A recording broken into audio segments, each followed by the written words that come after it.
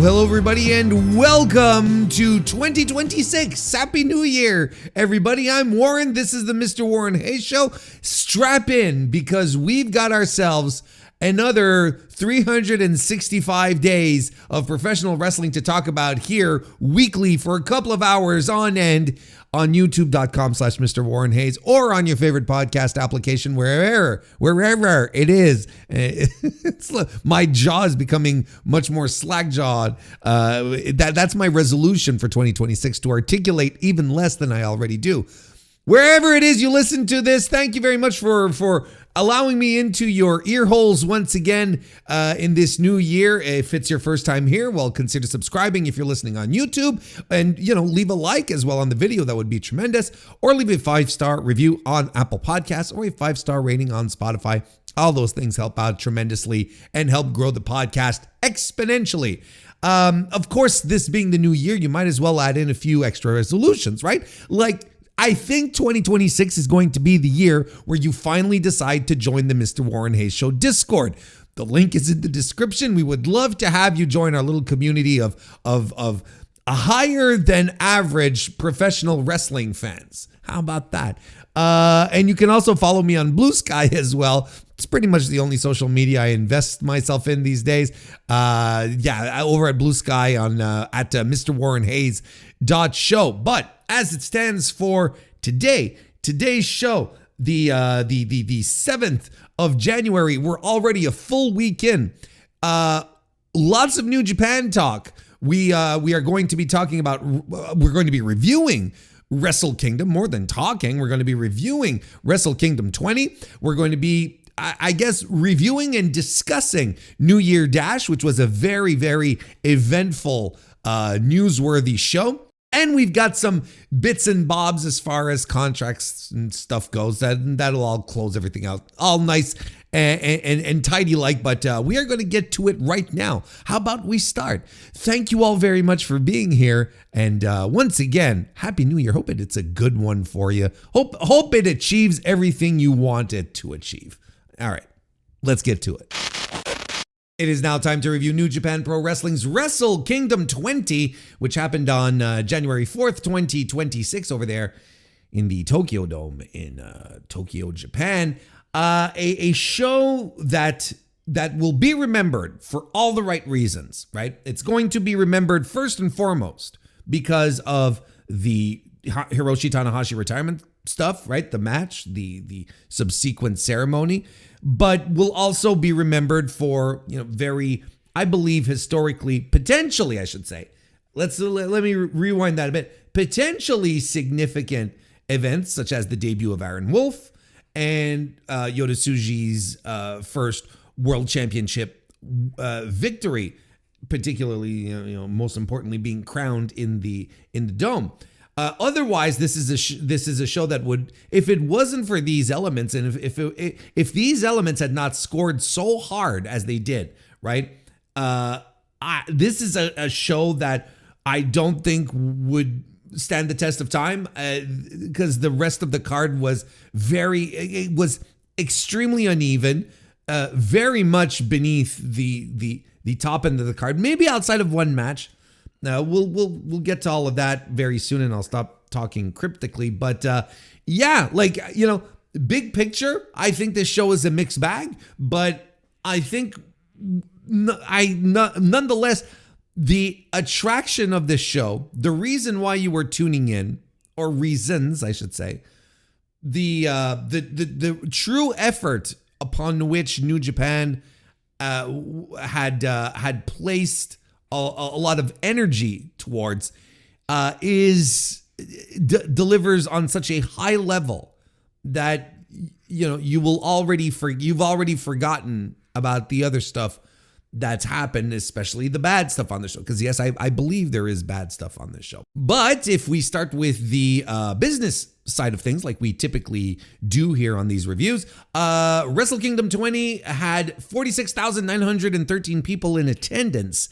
This is, of course, according to New Japan itself. Look, I have a tendency to believe that this number is real. I have I usually am very skeptical when all we have to go on is data from the promoter, because promoters fudge numbers. This is just how it goes, right?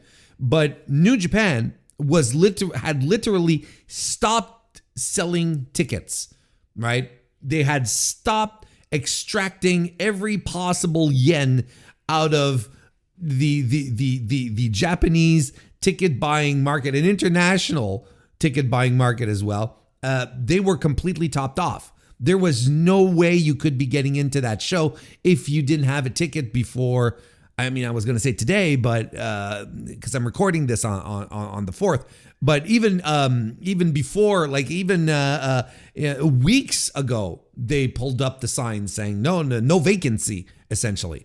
So I have a tendency to believe that this number is real, and this is a huge number for them. It's going to be an enormous gate. They're going to be extremely thrilled with this number. It's going to be a number that's going to be, by the end of the year, will undoubtedly be in the top 10 biggest, most attended shows, I would assume, right? Because assuredly WWE and the WrestleManias are going to do, just crazy business, right? You've got the Wembley show for AEW, which will probably do extremely well as well. If it's not a top 5, it's going to be in the top 10, depending on the kinds of business that WWE continues to do. Like, I don't know what they're doing for SummerSlam. Are they doing 2 more nights of SummerSlam this year in some huge stadium somewhere? Maybe they're doing that as well. Look, I couldn't tell you. What I can tell you is that this number is big, as you yourself have figured it out. Didn't need me for that kind of analysis, but it's going to hold up. It's going to hold up, and I'm convinced that New Japan is thrilled, because this is the type of reaction. People buying so many tickets. This is the type of reaction they wanted from their audience in regards to Tanahashi's last year in business, right? This is what they wanted. They wanted to fill out the Tokyo Dome, and they did, and they got on TV. This Tokyo Dome show has generated tremendous attention and business for them, and they have to be pleased. Now, hopefully, and this is entirely up to them, hopefully they can capitalize on this momentum for the rest of the year, which is something we still have to see, but because the year is just starting. But nonetheless, it'll be interesting to see how all of this shakes out. Now, as for today's review, okay, so this was a very newsworthy, eventful show, as you probably all know by now. And I think the way I want to tackle this is by breaking down the larger news items, the big events that happened on the show. So I propose that we go with the Tanahashi retirement and the match, his match against Okada. Then move on to Aaron Wolf. Then move on to Yota Tsuji. Then move on to Jake Lee. I cannot believe that Jake Lee is coming out of my mouth as part of this is big news that's happening. But here we are. We're starting the year 2026, and Jake Lee is a newsmaker. But look, nonetheless, we are going to talk about it. There might be some burying going on as well. And then after that, well, we'll go through the rest of the card if you are all comfortable with that. If you are not comfortable with that, well, then, listen to this audio in the order that you prefer. And I'm just make your own WarrenHayes podcast. Just, rearrange the bits whichever way you want, and listen to it that way. That's also possible for you to do. So Tanahashi Okada, listen, this is you don't need me to tell you that this was an incredible match, that this was the stuff of legend. I will use the term legendary in this circumstance here. I don't know what other descriptors to give it. It's such a high level, excellent match that just surpassed, I believe, just about everyone's expectations, and that created a send-off that was, dare I say, perfect in every single way, from the match to the ceremony. I would shudder to think what you could do better, different. I don't know what you could do, particularly when it comes to the match, right? I mean, the match was absolutely superb, and it turns out that Kazuchika Okada was indeed the best guy to have this final match with. Despite, look, and myself, yeah, I was privy, much more motivated by the idea of Shinsuke Nakamura being Tanahashi's opponent for a while. When Okada sort of popped up, I was like, fun, but I kind of, if you go back and listen to my argument when it comes to Nakamura, I was always on the end of, well, these guys came up together, they were friends, musketeers, etc., etc. There would be something very poetic about Nakamura being the guy in this match, right? But then Okada comes around and that stuff sort of pops up. I was ambivalent at first, and then as things moved on, I was like, you know what, this is actually a really good idea. I was unconvinced that this was going to happen for multiple reasons. That I think that's the primary reason why I was very gung-ho on Nakamura for a while, because I really thought that Okada just would not happen because of the way things finished with his departure from New Japan. I didn't believe that there was going to be any room or any desire, I should say, from him to be back so soon in a New Japan ring. But then it started coalescing. It appeared to become more and more of a reality, and I wasn't against it. I was never against it. And at that point, I even said to myself, you know what, this will be a great match, and I, basically conceded and whatnot. And, you start putting things together, and then you sort of realize that the Nakamura match isn't that good of an idea. Then Okada was settled on, and the rest is history. And it legitimately did turn out to be, I sincerely believe, the best outcome. I cannot imagine Hiroshi Tanahashi going out with anyone else than Kazuchika Okada in this match right here. I believe this was a perfect wrestling match.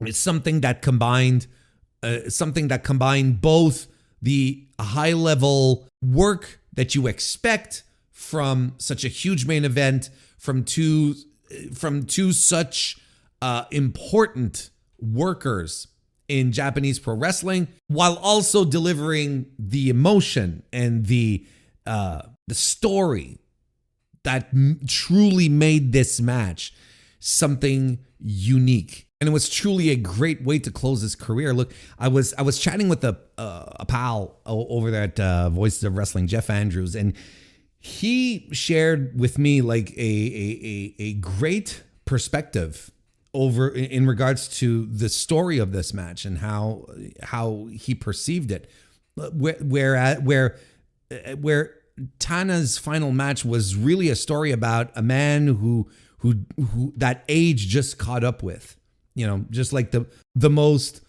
mortal thing that happens to all of us is just like time truly doesn't wait for anyone, and it didn't wait for Tanahashi, and it just caught up with him and started wearing him down, essentially, right? This guy whose body was destroyed, over years of doing what he does, but particularly pushed himself through a final year to give everything he had so that he could wrestle everyone he wanted to wrestle one last time, so that he could go say goodbye to the audiences he wanted to say goodbye to one last time. And in the meantime, try to do what he did best, and that is have great, entertaining wrestling matches that, essentially send people home happy until he had nothing left. Like I said, age came for him, and the wear and tear just wore him down, tore him down. It wore and it tore him down, essentially.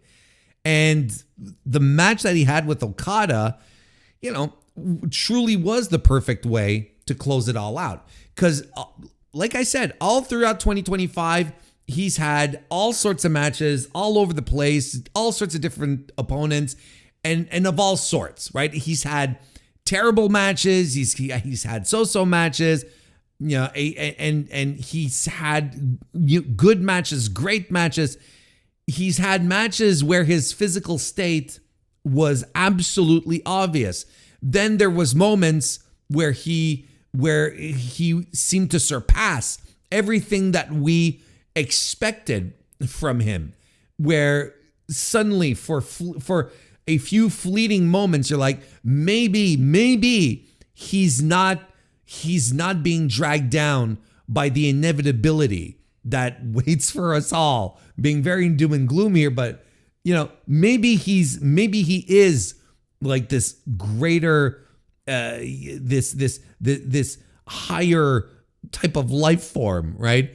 And maybe he still has it in him. Maybe there is something more, that there is more for him to give, despite his body saying, no, I got nothing left, because he pulls out excellent matches, right? Like his one against Takeshita, or with Tsuji. But in these circumstances, despite the fact that he went above and beyond any expectations that people had regarding Hiroshi Tanahashi, and people finishing the match going, holy shit, like what an incredible match, he would end up showing that he tried to keep up. He tried to keep up with these wrestlers right now who are considered to be the best wrestlers on the planet. And unfortunately, the realization that we all had to come to was that Hiroshi Tanahashi can no longer swing with these wrestlers, can no longer hang with the best wrestlers on the planet. So with his final match, fighting his greatest rival, he collapses, right? He's collapsing under the weight of the moves, but he just doesn't want to give up. He keeps crawling back up. He tries to stay in it. He does his best. He tries to hang on to what has fed him, what has made him who he is, an identity, I guess he doesn't want to let go. But like I said, the inevitable comes for him. What puts him away in the end is Rainmaker Okada, right? That's who puts him away. It's not the AEW Okada, but the guy who was truly his rival, the guy who wrestled him and at every time brought the best out of him, always seemed to get exactly what needed to be drawn out of Hiroshi Tanahashi. It's a terrific story and an all-time match, right? I'm still convinced Nakamura could not have delivered on this level of not only high-level wrestling, but also deep, sincere pro wrestling storytelling. This was so well done. This match was so well done, and you could believe, you believed so much that Tanahashi could wrangle a win out of this, right? Even though a lot of us were expecting him to lose, there were points. There was a point in this match where people were buying into the fact that Hiroshi Tanahashi was going to win. And for me, that point, and I think for a lot of people, was when he hits the high fly flow on Okada's back. and then, flips him on his back, exposes his chest, and then goes up to do the second one, right? Which ultimately Okada lifted his knees on. But as he was going up, he had that spring, he had that urgency that the ace has always had in these circumstances, because you've seen this finish so many times before where he does the one on the back, but that's not the full one, flips the opponent over, goes back up, and he's got this spring in his step, and the audience is cheering, and I'm sitting there going, holy shit, he's going to do it. Like, they legitimately got me in a moment where I'm like, no, I mean, he's not going to win because Tanahashi's not a guy like that. Like, Tanahashi he's a guy who's going to want to, exit the business on his back. He's just that type of guy. And it's fine. It makes perfect sense that he does. But they had us believing nonetheless. And I cursed audibly when Okada lifted his knees. It was, I really let one out because I thought this was it. And before this point, right, Tanahashi is having all these great hope spots where he's doing, his callbacks to Nakamura, right? He's landing a dragon suplex and he's holding the bridge, right? He's holding the bridge on his tippy toes. And I'm like, Jesus, like, like it looked, we see this so many times now in pro wrestling, which is fine. Don't get me wrong. It's to me, a great bridge is always impressive, but it's doubly impressive when it's a guy like Tanahashi whose body is completely broken down, and here he is doing shit that I didn't expect him that he'd be able to do. He's making us believe that he has a chance to win this. And the other core component of this that made this so successful was Okada being a heel until maybe the very final instance of the match, right?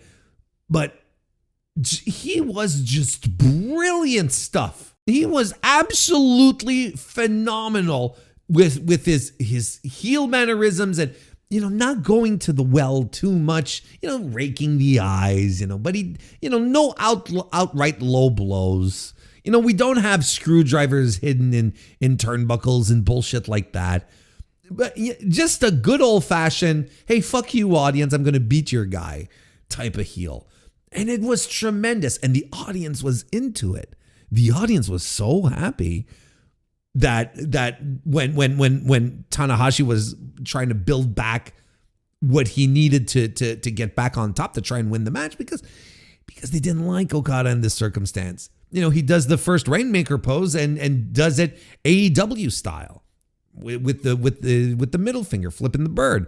He didn't even come out with his Rainmaker music. He came out with his AEW music, his overall reviled AEW music. So, already showing off antagonism to the rest of, to everyone else, basically. And when Tana kicks out of the Rainmaker after the Flosion, I fucking love this.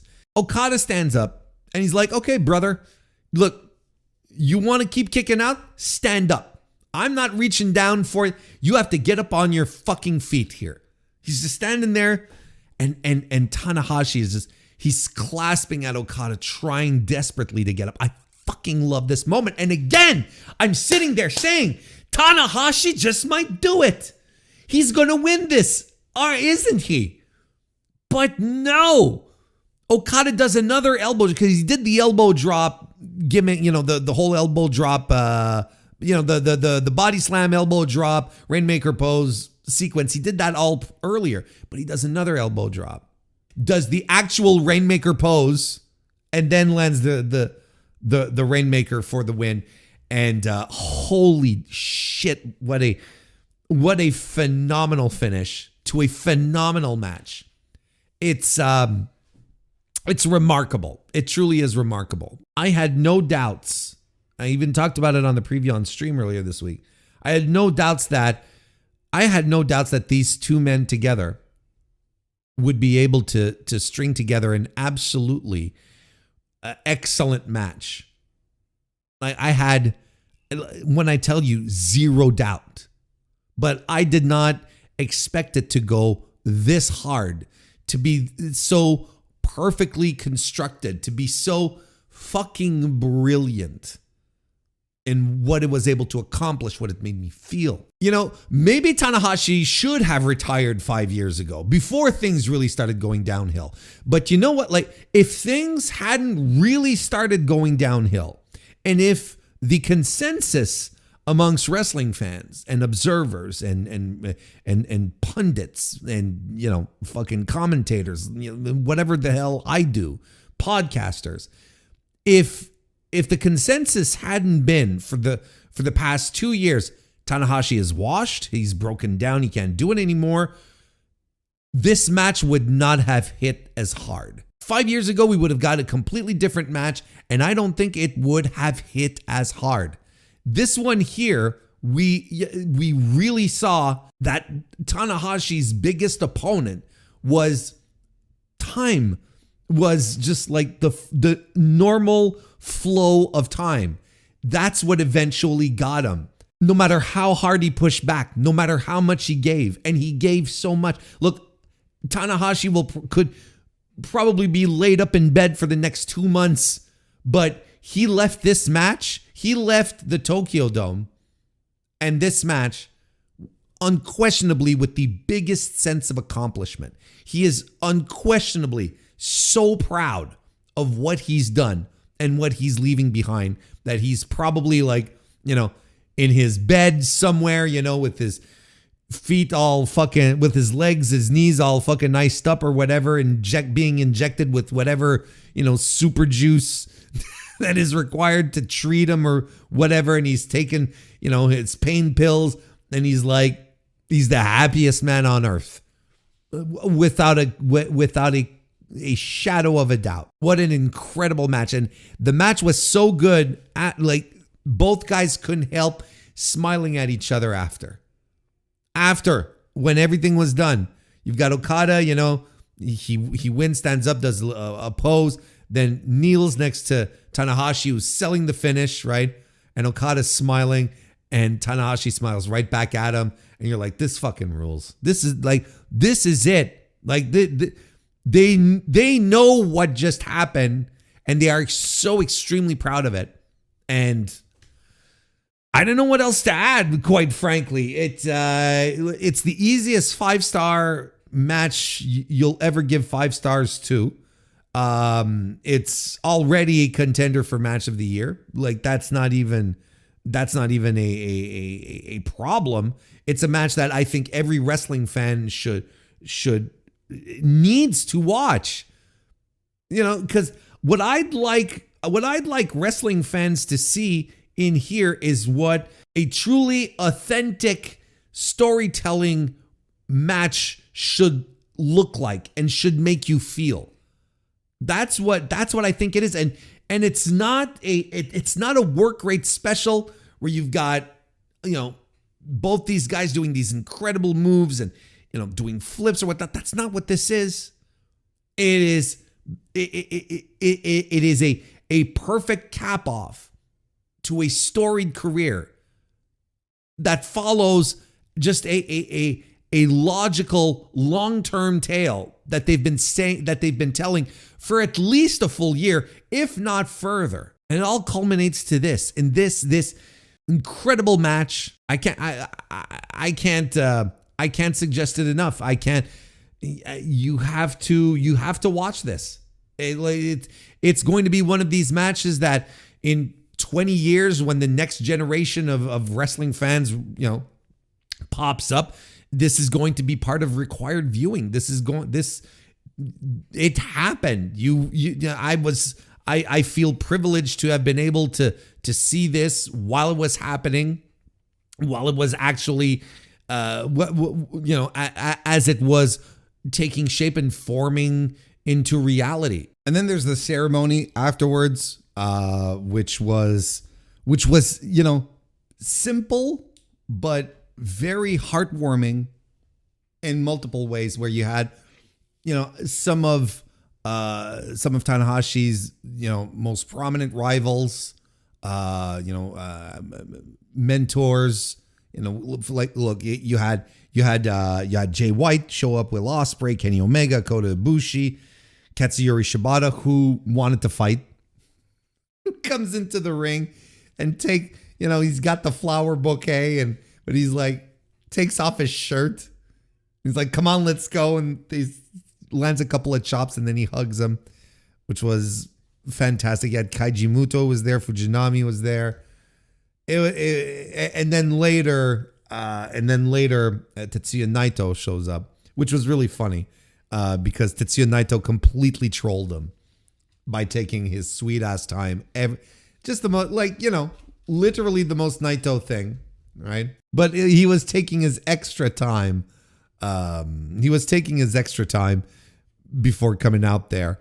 Did the fist bump with him, the LIJ. I don't know what. I guess it's not the LIJ bump anymore, but he, does the fist bump with him, but doesn't do the cheap shot. So, but you know what? It was so nice. And then after Tanahashi it felt like 15 minutes of air guitar. I know it wasn't that, but he took his time and he just did the air guitar stuff. He went all around the ring, shaking hands, and you could tell this man wanted to sit the fuck down. You could tell, like we've seen Hiroshi Tanahashi in the past with fans. Okay, we've seen him in the past with fans. He takes his time and he smiles and he's like, and he takes selfies with fans. But now he was more like it was a little more expedited, right? He wasn't taking as much time as he usually does. But he was heading out, goes up the ramp and then goes on this chariot, which some New Japan guys start pushing around all throughout the floor on it's an elevated sort of chariot gimmick. And he's moving all through the audience there, through the floor of the Tokyo Dome, so that he can say goodbye to all of the audience who are in the rafters. And he's got a microphone and he's going arigato. He's thanking everyone, and it is absolutely phenomenal. Music is playing, people are crying. Of course, he's cried. He cried his tears out, his eyes out, right? But tears do come out. But he cried his eyes out. Even tried to stay as stoic as he could during the 10 bell salute.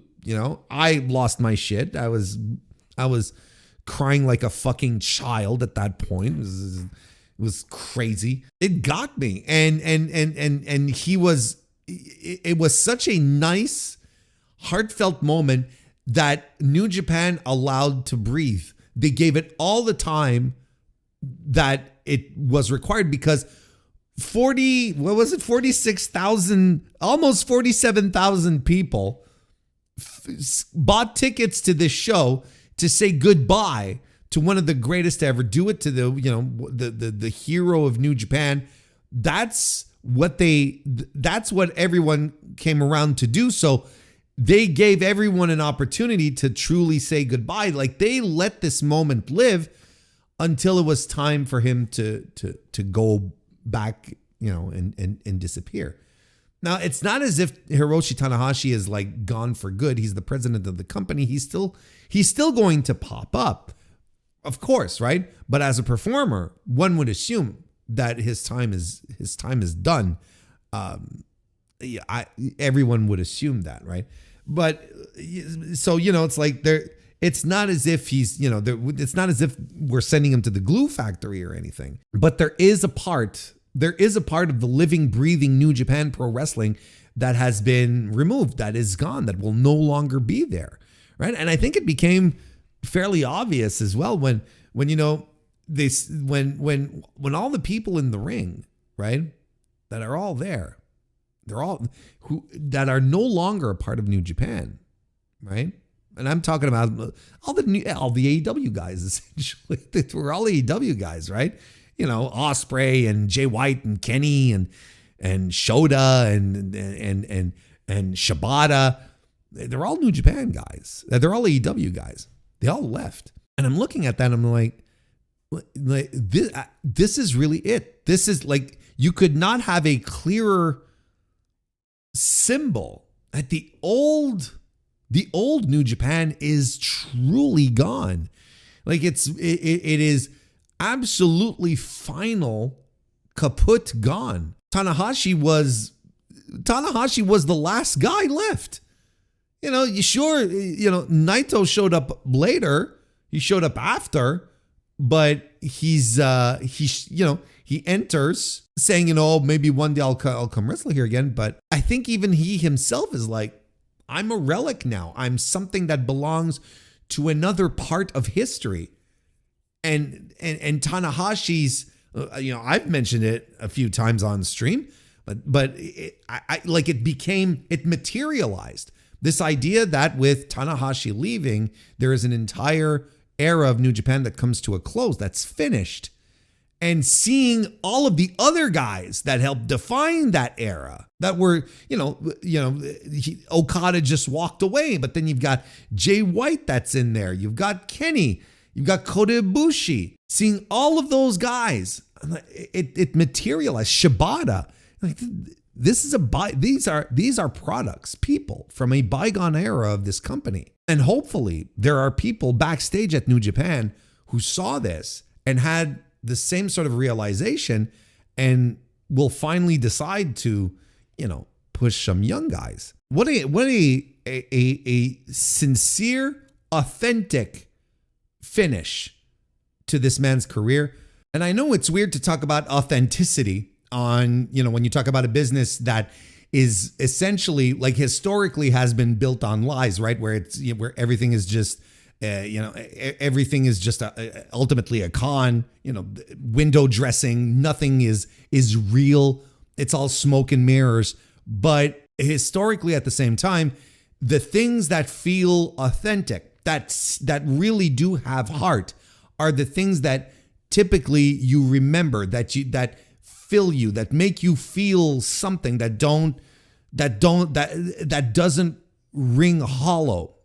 When it rings hollow, it's not quite as successful. When it does feel real, when there's something that connects, that has heart, then that's an entirely different experience. And I think that's what we got here.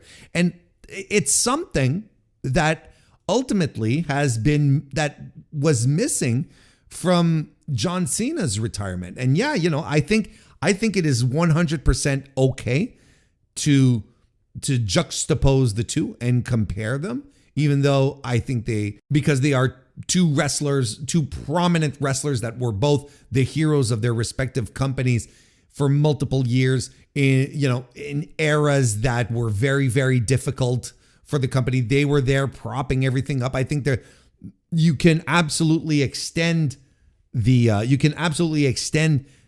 comparisons, and both of these gentlemen had their retirement years this year, and I think it's not even debatable. I don't think you'd have to make a really compelling argument to convince me otherwise that John Cena had a better year than Hiroshi Tanahashi, or had a better retirement match than Hiroshi Tanahashi, or he didn't.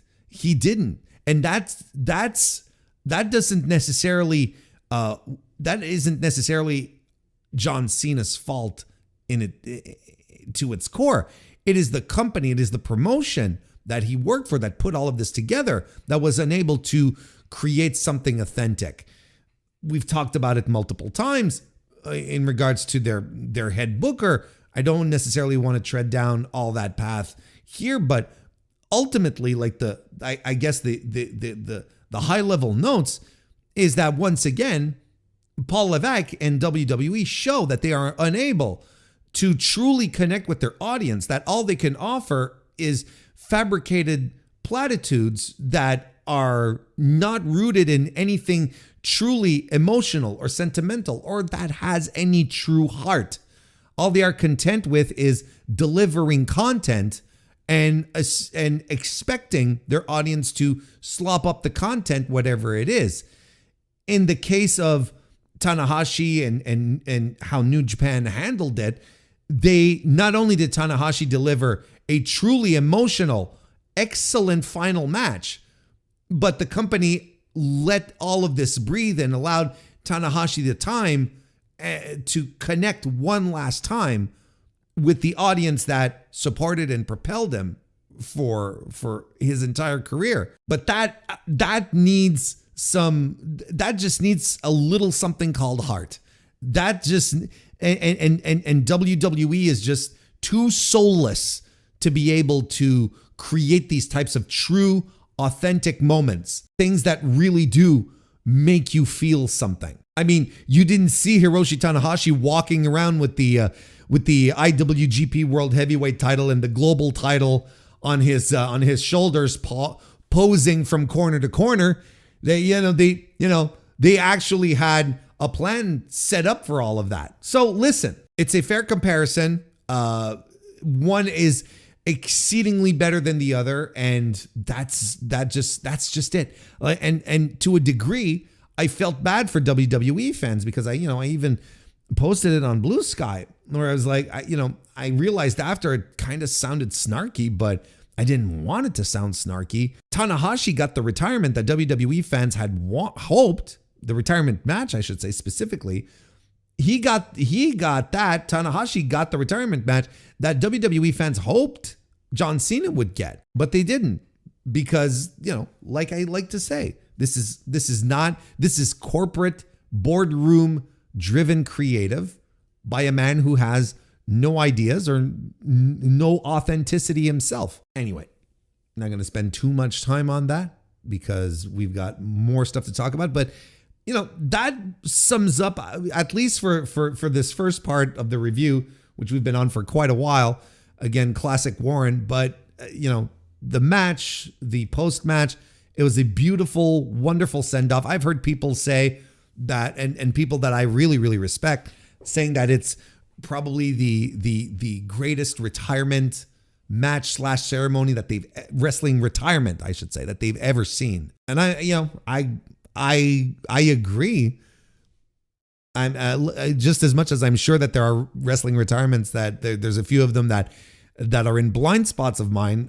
From what I've seen, I'm hard pressed to think of one that has been that good, and I just can't think of it. I can't think of any that were just so incredibly touching and real. All right, let's talk about Aaron Wolf and his match, his debut here on Wrestle Kingdom. This was one of the other marquee events of the show. Okay, I've got my notes here, but I'm going to sort of enumerate them as we go along, and we'll see how everything coalesces and comes together here.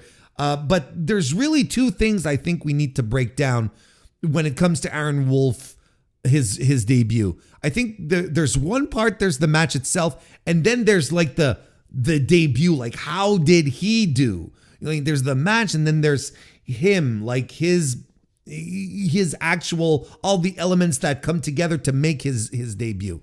One of the things that I noticed was how big a reaction he got when he stepped out. Obviously, I don't live in Japan. There's a fair chance that if you're listening, you don't live in Japan either. But I know people who do. I know people who are very immersed in Japanese culture, and it became clear very early to them that, and they were quick when New Japan announced that they had signed Aaron Wolf.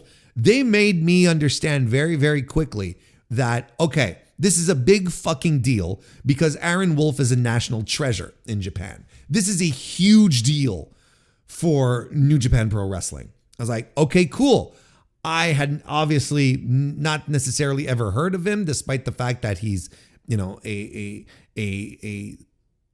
renowned Olympic athlete. I don't necessarily watch the Olympics. That's a whole other 9 yards. But when he came out, he got the biggest reaction from that crowd, like bar none, from anyone else compared to anyone else on that card so far. No one, not a single other New Japan star, pro wrestler who came out on that stage got even remotely close to the reaction that guy got. And so I got it. I was like, oh, all right. Everyone was indeed correct. Not that I was doubting them, but it just added more, they just added more credibility to their cases moving forward, where I'm going to be, I'll absolutely believe them 5 times faster now that I've seen this. Like there's no doubt that this guy is, like they told me, a national treasure. Now, I'm a little more ambivalent when it comes to his young lionification. Okay, I know that like there. In a lot of my group chats, a lot of people just like thought that this was like the greatest shit of all time, that it was tremendous, shaved his hair, shaved his beard, came out in the black trunks and the black boots, basically, shedding the gi. He's not a judoka. He is now a pro wrestler, and a pro wrestler starting from the bottom. Now, I appreciate all of the symbolism. As a pro wrestling fan, I'm like, this is actually very, very good. And holy shit, like you wanted to drive home that this guy was committed. I get it, right? Like this ain't a fly by night dude. We had heard that he was that he works really, really hard, that he has a great work ethic, that he's training to really be the best, and that he wants to be great at this. He doesn't just want to come in, do some wrestling, get a paycheck, and leave. Aaron Wolf wants to be great at pro wrestling. So you do something like this for a nerd like me. I'm like, okay, I get it. Okay, like this is. Again, this could be all smoke and mirrors, but there could be I feel like there's just enough authenticity to this for me to go, okay, well, I get it. Now, the thing that I think is very bold, and I have trouble like truly wrapping my head around and saying this was a brilliant idea, was getting rid of everything that made Aaron Wolf so identifiable, the haircut, the beard, the gi, and all of that, and just go with the young lions, black trunks and black booties. I challenge that, and I still do. I think it's a very bold move that they did, but I also wonder if this was the right way to go, because look, he's not exactly a charisma bomb. And I felt like, especially removing the hair and the beard, right? The beard is still there, but not as ample as it was. Like those were his kind of like his defining traits, and sort of made him, handsome, gave him a little charm at the very least.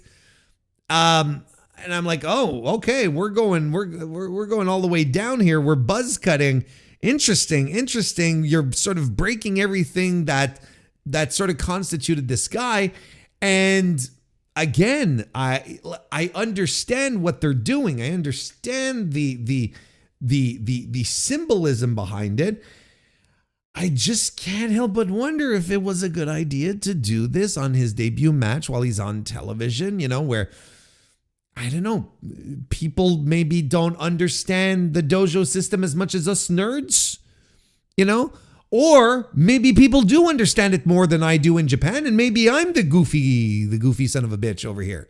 I will defer that point at the very least to, nonsense maybe, because I'm not going to pretend like I understand the Japanese market more than the Japanese do. And I think this thing with the buzz cut is mostly a me problem. His young lion look, I think it's mostly a me problem.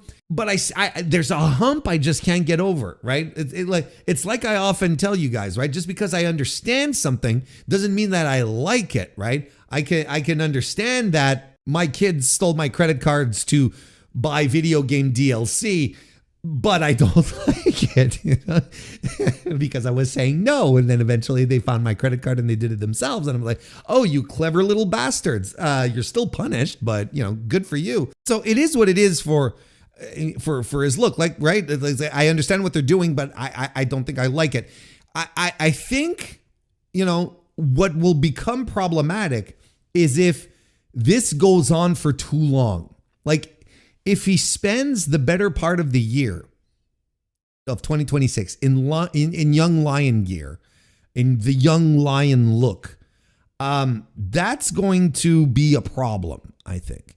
I think starting things off, for him to evolve throughout the year, just to have his hair grow back out and his beard grow back out and whatnot, I like that ultimately is something that will temper a lot of the stuff I'm feeling right now. It's just like, I wish I could trust New Japan Pro Wrestling booking creative more than I do, but I don't.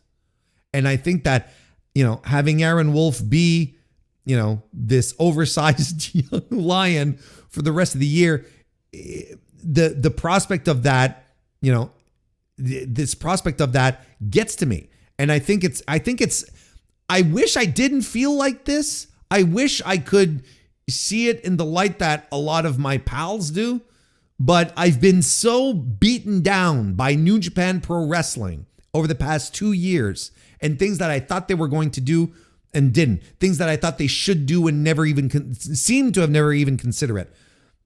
I refuse to create like canon for myself, head canon, there you go, in regards and say, oh, well, throughout the year, he'll probably have his hair grow back. And like, I am not giving these people I am not giving the New Japan creative a single inch, right? And they even showed on the show that you should not give them a single inch. We'll get back to that in a little bit once we get to the Jake Lee portion of this review. So I can't sit here and say, it'll all be fine. I don't know. Honest to God, if we reach December of next year and Aaron Wolf is still, young lion Aaron Wolf, it's going to be a disaster. Even if we get to June this year and he's still young lion Aaron Wolf, I will still think that's ridiculous. If this is just a thing to get him out the door, show that he has shed, Olympic gold medalist judoka Aaron Wolf and has now become, pro wrestler Aaron Wolf, then I can get behind that and it makes sense. And again, like, my worries will elevate, but I've got no reason to believe that New Japan is going to do the right thing here. Otherwise, look, I thought that the mission that New Japan had, which was to make him look good, make him look strong, have a great opening salvo here, right? Just come out swinging and look. I think he worked really well. I thought what he did was convincing. I thought, willing to take the big bumps, the table spot with Don Fale was, it's like, all right, okay. We're not necessarily going soft here. He's ready for it. Showed a couple of spots where he had some fire to him, and the frog splash was pretty impressive. So I'm like, okay, we are off to a very good start. I've got no complaints. I think he's got it together. I think he has the promise. I think he has the thing. I think he understands how all of this works. When I hear that he's that he's really working hard and that his desires to truly be great at pro wrestling, I'm like, yeah, okay, well, I have no reason to doubt those sentiments because I think he's into it. I think he's got it, right? And I saw some people making fun of his physique, and I'm like, why? What's wrong? I don't understand what's wrong. Like, he's a big barrel-chested, tubby guy, And here's the thing, like, here's what New Japan is doing right in regards to this. He has the physique, but he's coming in and he's dominating people, right? He's throwing fools around. Like he completely emptied the ring of the House of Torture, right? Early on in the match. And so, like he's coming in looking the way he does and acting the way he should act, looking the way he does. That makes sense. He's just, they're establishing him as some kind of big, strong brawler type. He's going to throw you around. He's going to splash. He's going to drop on you. As you would expect. There's an element of throwback to what he looks like, and I don't hate it. More fat guys in pro wrestling. Quite frankly, it's like we've all become accustomed to everyone like being super chiseled and well cut and lean and svelte. What happened to all just the big power guys who just come in and mollywop people, right? I think this is what Aaron Wolf should do. He should and look, they're clearly on that path. So I'm completely okay with it. I have zero issues with the fact that this man, needs a bra. That's fine. This is something I would never say to his face. That being said, even jokingly, which is what I did, by the way. He's completely okay. I don't have an issue with this. I think more diversity in the types of wrestlers that we have is actually really healthy and really good. And if people are upset, well, that means you're doing something new. You're challenging people's perceptions, and that's a good thing. I don't have any problems with how he's presented on that front. Now, the match itself, I thought was junk. Because here's what I figured out, folks. Here's what I figured out. Evil is not the problem. I thought Evil was very good in this match. Evil, when it comes to all of this House of Torture nonsense, Evil is not the problem. The problem in the House of Torture nonsense is House of Torture. It's everyone else. It's the clown car of run-ins. It's the cavalcade of clowns. It's the shutting off of the stadium lights. It's the bell ringing. It's the fucking wrench, the push-up board, the whiskey. It's all of that. It's all of that. It's the dick-to-dick contact. It's commentary going, just throw up the match. That we've been hearing for what feels like decades at this point. This is the shit that turns me off. This is the shit that stops making me feel interested in what's going on. And it is not an Evil issue. I think Evil is a great brawler. Is that a hot take? I don't think so. Because again, he showed his value in this match. He made Aaron Wolf look like $1 zillion. It's all the other fucking nonsense and then commentary going, not this again. Threw up the match.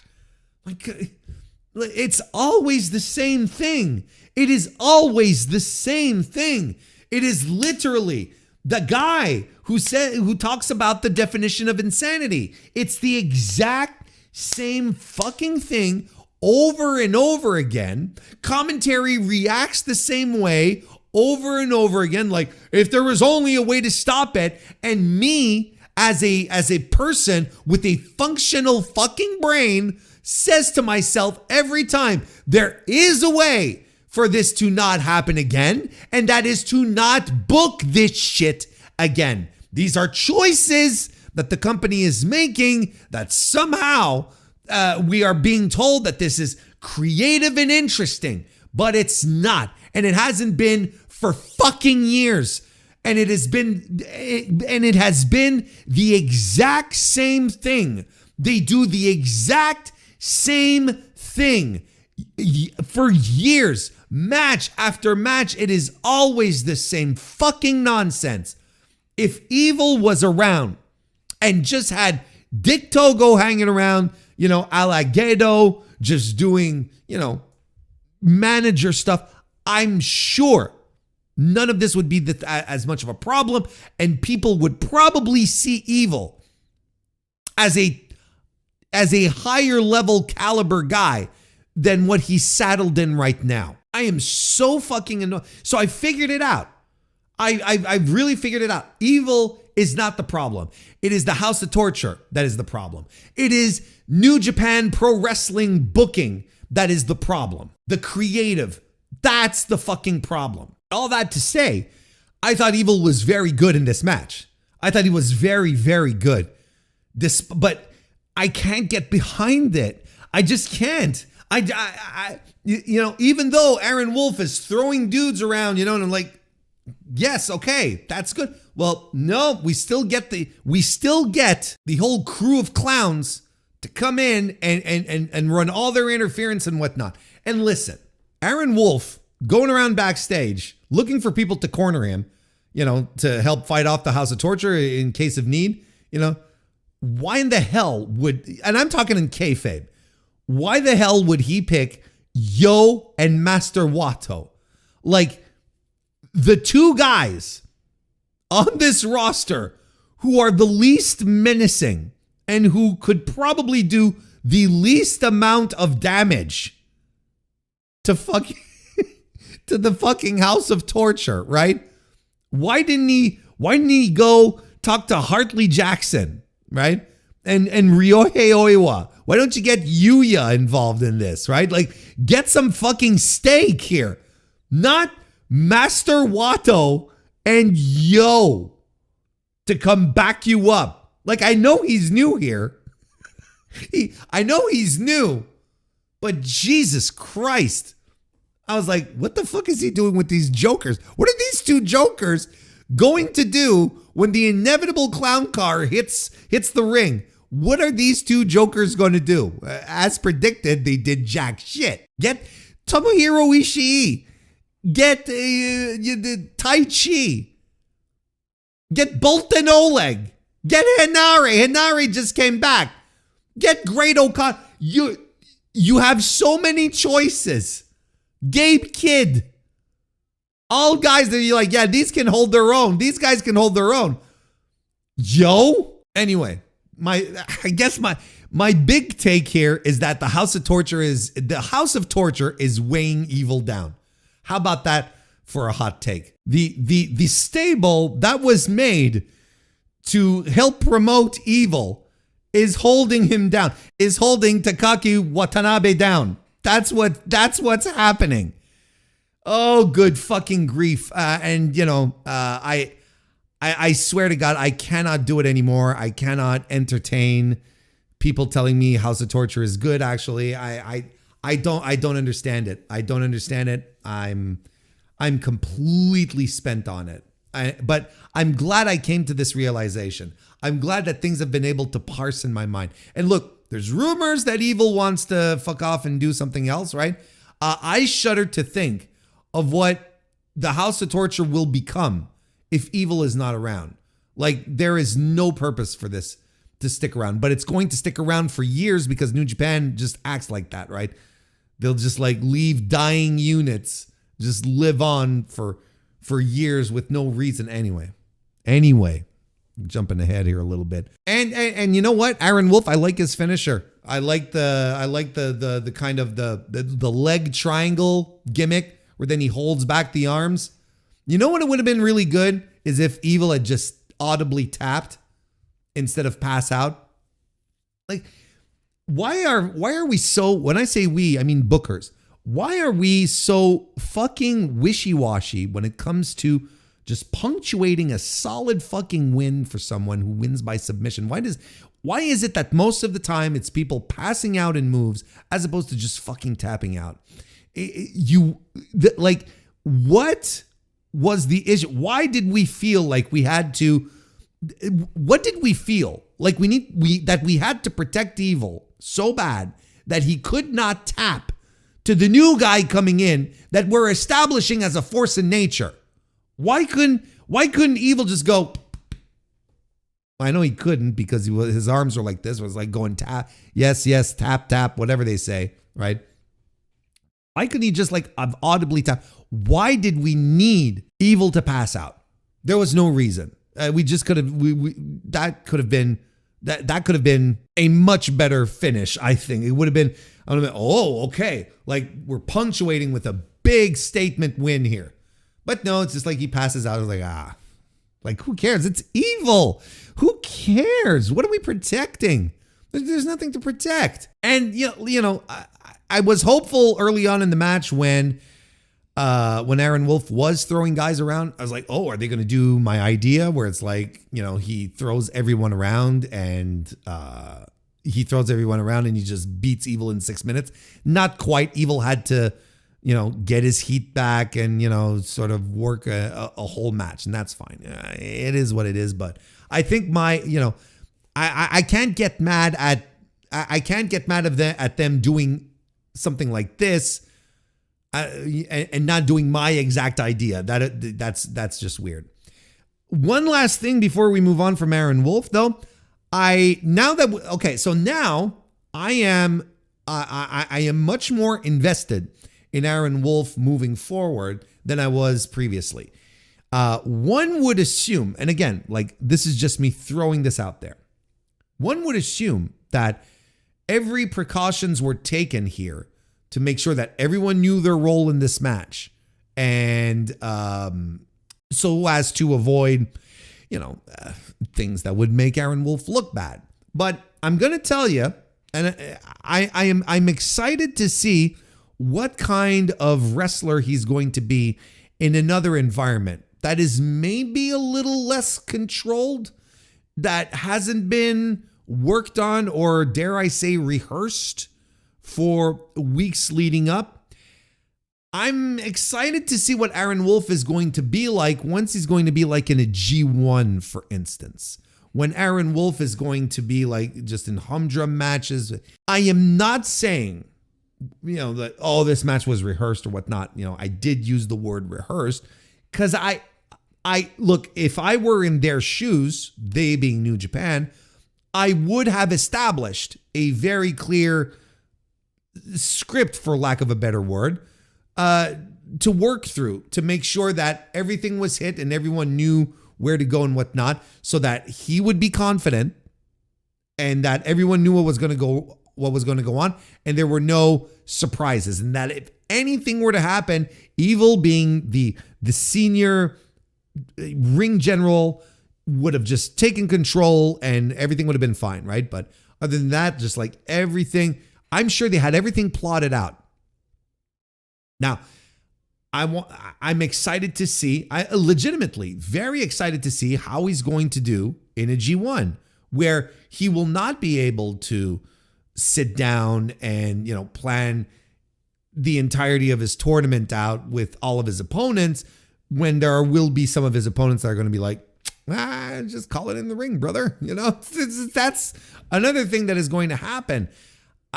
That's all I'm saying. And again, like, I don't want to give the impression that I'm trashing him, because I'm not, but it will be, I will be excited to see how far this is going to go once we're out of this special little bubble that we had created for Wrestle Kingdom. Aren't you? I know I am. Yota Tsuji defeated Konosuke Takeshita to become the new IWGP World Heavyweight Champion, as well as retain his IWGP Global Heavyweight Championship to become a champ. Now, they're not unified, okay? They're not unified. They said it at the start of the presentations. It's like, both guys have said this is not a unification matches, and whoever wins is going to defend both belts. I don't like that. I don't like that, because at some point you're going to have to, at some point, you know what's going to happen at some point? Yota Tsuji is going to relinquish the global title. That's what's going to happen at some point. I'm convinced. Or like what? Yota Tsuji is going to wrestle, but only put up one belt and not two. Like, I don't like this. But look, this is not the time for that. I want to talk about this match because I thought this match was excellent. I thought this match was so fucking good. Just, two of these guys dropping absolute bombs on each other, big moves, like one of these really big, exciting, exhausting matches that I like so much and that are kind of like the bread and butter in New Japan. They're just, strikes and challenging each other at the same time, right? Like they're both really hungry for the victory and the advancement, and they know how important all of this is, So Takeshita's like, he beats him up for a bit, and then he's like standing up, and he's just waiting for Tsuji to get back up on his feet. So then they sort of stare each other down, and they do a thing where they each go to the corner and run after and run at each other with their move, right? With the jumping knee strike for Takeshita and the Gene Blast for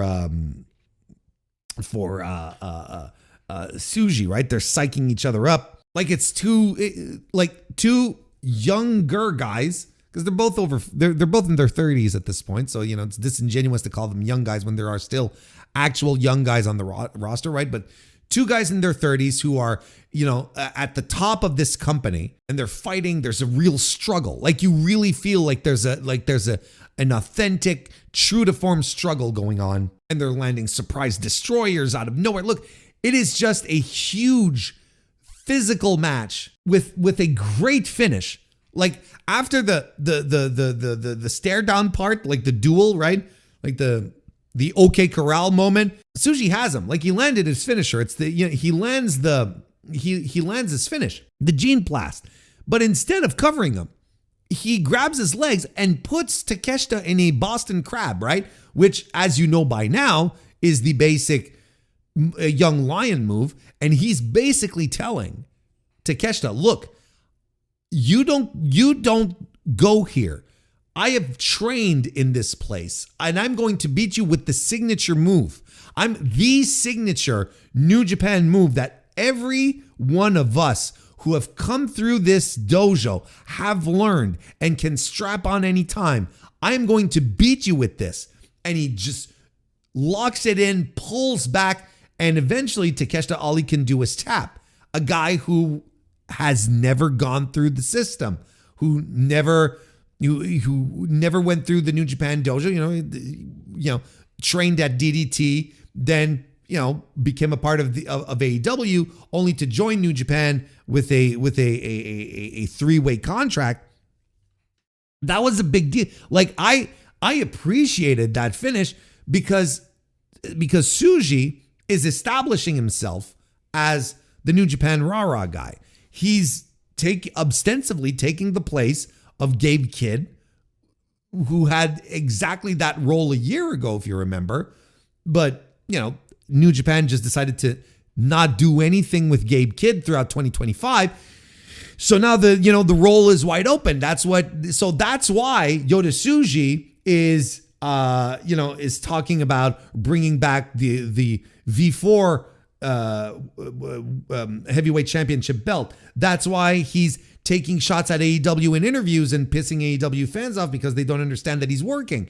It's all this stuff here. All this stuff that he's doing is all to create like this New Japan first type of situation where he's sick of New Japan not being like the talk of the town, being the greatest promotion on earth. He wants to carry it to greatness. That's his whole thing that he wants to do because he believes in the lion mark. He believes in the precepts. So beating Takeshita, who has always been perceived as an outsider by New Japan fans ever since he won the G1, beating him with like I said, the signature New Japan finisher, the submission move, is like, that's not a mistake. This is the statement that they wanted to make here. And I thought it was incredible. And I thought Tsuji looked so good here. I thought he was tremendous. I've been hot and cold on Yota Tsuji, as many of you know. I had relegated him to the role of being a vibes guy, and that was fine. But like I said, I don't know when he learned he was going to be in the Wrestle Kingdom main event. But I feel like during the summer, particularly in the G1, every aspect of his game improved. Everything just sort of started getting better and bigger, and he had more presence. His matches were tighter. They didn't feel like these slow moving affairs that were typically a signature of Yota Tsuji matches. He was going in so incredibly hard that I had made a turnaround and was like, oh, maybe I don't know what we've unlocked here, but something has unlocked and he's been terrific, right? Maybe it goes back to the first Gabe Kidd match that he had in 2025. He's just been having great matches, and he has another really good match with Gabe Kidd. He has a great match with Tanahashi, and I'm like, okay, he's clearly positioning himself as a credible top guy. I have no qualms at this point with him getting the top title of the land. This is not a Shota Umino situation, right? Where it's like, no, anyone but him. No, I think Yota Tsuji makes a lot of sense, and I hope he has a solid reign. I really, really do. Now, as it stands for Konosuke Takeshita, look, New Japan fans rejected him, and I think the creative has itself to blame on this circumstance. Like, they didn't know how to position him as any stronger than he was. They tried all sorts of stuff, and it was very flippy floppy. They didn't know. I felt like they really didn't know what to do with Konosuke Takeshita to get him over with the New Japan audience, and it feels like it would have been a shoo-in. Like, I think his story of him wanting to join New Japan when he was a kid, then being rejected, then working hard, everywhere else to finally make it. I always thought that was a compelling story, but they tried to make him a heel, but they wanted him to be a baby face. I think they dropped the ball on him, and I think that's why New Japan fans in general sort of turned against him, which is a shame. And, I would even go as far as to say that, New Japan fans don't deserve him. Like, if you're going to turn on this guy, on this guy who is one of the best pro wrestlers on earth, because and you can't see through whatever creative they're trying to do, that you can't see that he is an excellent professional wrestler, that's fine. And then he won't go there. He'll go somewhere else, and you can hang on to your Shota Uminos and your House of Tortures, right? Right. That's all. Am I being weirdly protective of Konosuke Takeshita? Fuck you. Sometimes Puro fans can be fucking miserable. I think any wrestling fan can be miserable. Don't get me wrong. Any group of wrestling fans can be miserable. I'm just, singling out Puro fans in this circumstance here. Because I guess there's the AEW ties, and it is what it is. There's a lot of people who are very upset, that think there are a lot of AEW fans not a lot of New Japan fans that really don't like AEW, that believe that AEW is the source of all the ails in New Japan instead of looking a little more inward. So, the Takeshita being a part of that certainly doesn't help. So there you go. That's fine. That's fine. Come home, Soup. Return to AEW, and everything will be fine. Just fuck them, and then go back to DDT and do some matches there. Have fun. Enjoy yourself. If the New Japan fans don't want you, well, that's fine. There's plenty of other places who do. That's all right. But both of these guys I thought were brilliant in this match. I gave this match 4 3/4 stars. I like this that much. I thought it was an absolutely fucking brilliant match. And may Yota Tsuji reign proud and long, especially when you consider that his first challenger that has been set up for him is Jake Lee. Fucking Jake Lee. When we were thinking about who was going to be the X, when they had the 2 X's, right? And they revealed one to be Andrade, and they still had one that wasn't revealed. No, I'm fucking kicking myself. No one thought about Jake Lee. And now that it's happened, that he's the guy now who is the leader of United Empire, and the guy who was going to be Yota Tsuji's first challenger. I was kicking myself and was like, of fucking course it's going to be Jake Lee. Of course it's Jake Lee. And it is the most dud reveal on both ends. It's a dud reveal for United Empire. I cannot imagine, I should say, Will Ospreay being backstage for this and going, yes, great, well done, Gedo. You certainly have encapsulated my vision for United Empire. Right? It's such bullshit, and Jake Lee being the first challenger or even if he was the second or the third or the sixth or the 12th challenger, Jake Lee being in the world title picture is laughable. This is a guy who, no matter where he went, All Japan, Noah, now in New Japan, but disregard New Japan, All Japan, Noah, he was pushed in both of these circumstances, in both of these promotions. He was pushed. He was made their world champion, and this guy has never drawn a fucking dime, and he has never put on an exciting match. This guy is a fucking dud. He is the very definition of a fucking boring professional wrestler. And I do not understand what every Japanese promoter sees in this guy, this lanky, soft, listless weirdo. I don't see what they see in him, but he always somehow ends up being in world title pictures. This is a guy who is constantly moving up in the world of pro wrestling. He went from All Japan to Noah, and Noah to New Japan. Like, that is an upward trajectory. This guy wins. He wins and I don't understand. I do not understand. He goes around just completely flaccid. This is a wrestler that I think is so utterly boring. And I know I'm not alone. And we got the double whammy when he was introduced as being the new leader of United Empire. A shocking turn of events. Oh, he's the betrayer. He's the smart bastard, right? Of course he was going to do this to the War Dogs and blah blah blah. When he came out, and then they put this over and went on. I was like, this kind of stinks. Of course it's Jake Lee. Man, what a bad choice. That was essentially what my thoughts were. But then when he shows up and attacks Yota Tsuji and establishes himself as the first challenger to this title, I'm like, this had better be a program that they get rid of on fucking New Year's Dash tomorrow.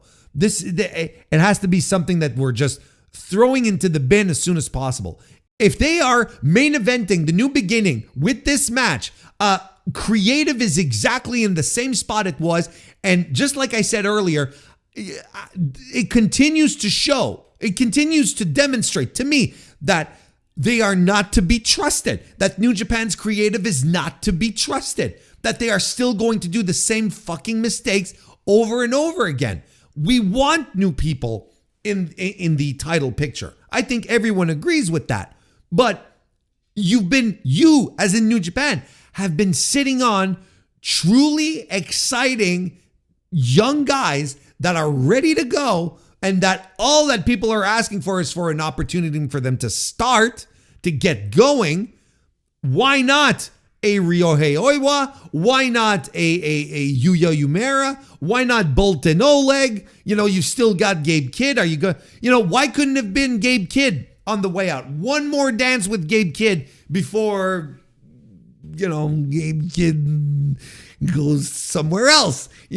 Why not do that instead of giving an opportunity to a man who hasn't even wrestled in this company since 2024, that most people have forgot exists, and you're going to bring him back and you're going to drop him into this situation. Now, I understand that they might want to do this just to give Yota Tsuji, a first defense. They probably don't want to go to Yuya just yet. They probably want to save Yuya for one of the bigger shows, maybe even for Dominion, considering the rivalry that they have. You can have Yuya win the New Japan Cup and all. You got a good story you could tell there. You don't want to drop Yuya Uemura right off the bat. No. I can understand that. What I have trouble understanding is why Jake fucking Lee. At the very least, then, at that point, just go with Evil. Just drag Evil back out and say, well, you know what? I lost. But why don't I lost the Never title, and I'm losing Upward, right? Jake fucking Lee, an absolute fucking dud. I don't understand it. I legitimately don't understand it, but it is the proof that you still should not have any confidence in this company's creative direction. Yeah, you really should not. They have so much to prove. And we're starting off the year with them deciding that Jake Lee is going to be a pushed commodity, that this is going to be someone that we can call upon to fill a spot in the world title picture. Boring as fucking drywall Jake Lee. I don't understand it. Folks, I do not understand it. I don't know anyone who likes Jake Lee. That's the thing. I have no one who tells me, no, Jake Lee's actually really good, Warren, because no one. Anyway, so that's the last high level, newsworthy thing that I wanted to break down. Much shorter and much more concise. I have nothing else to say about Jake Lee other than he stinks. So let's take a look at the rest of the card, shall we? In the pre-show, we had a Young Lion tag team match that was added in. That made me happy.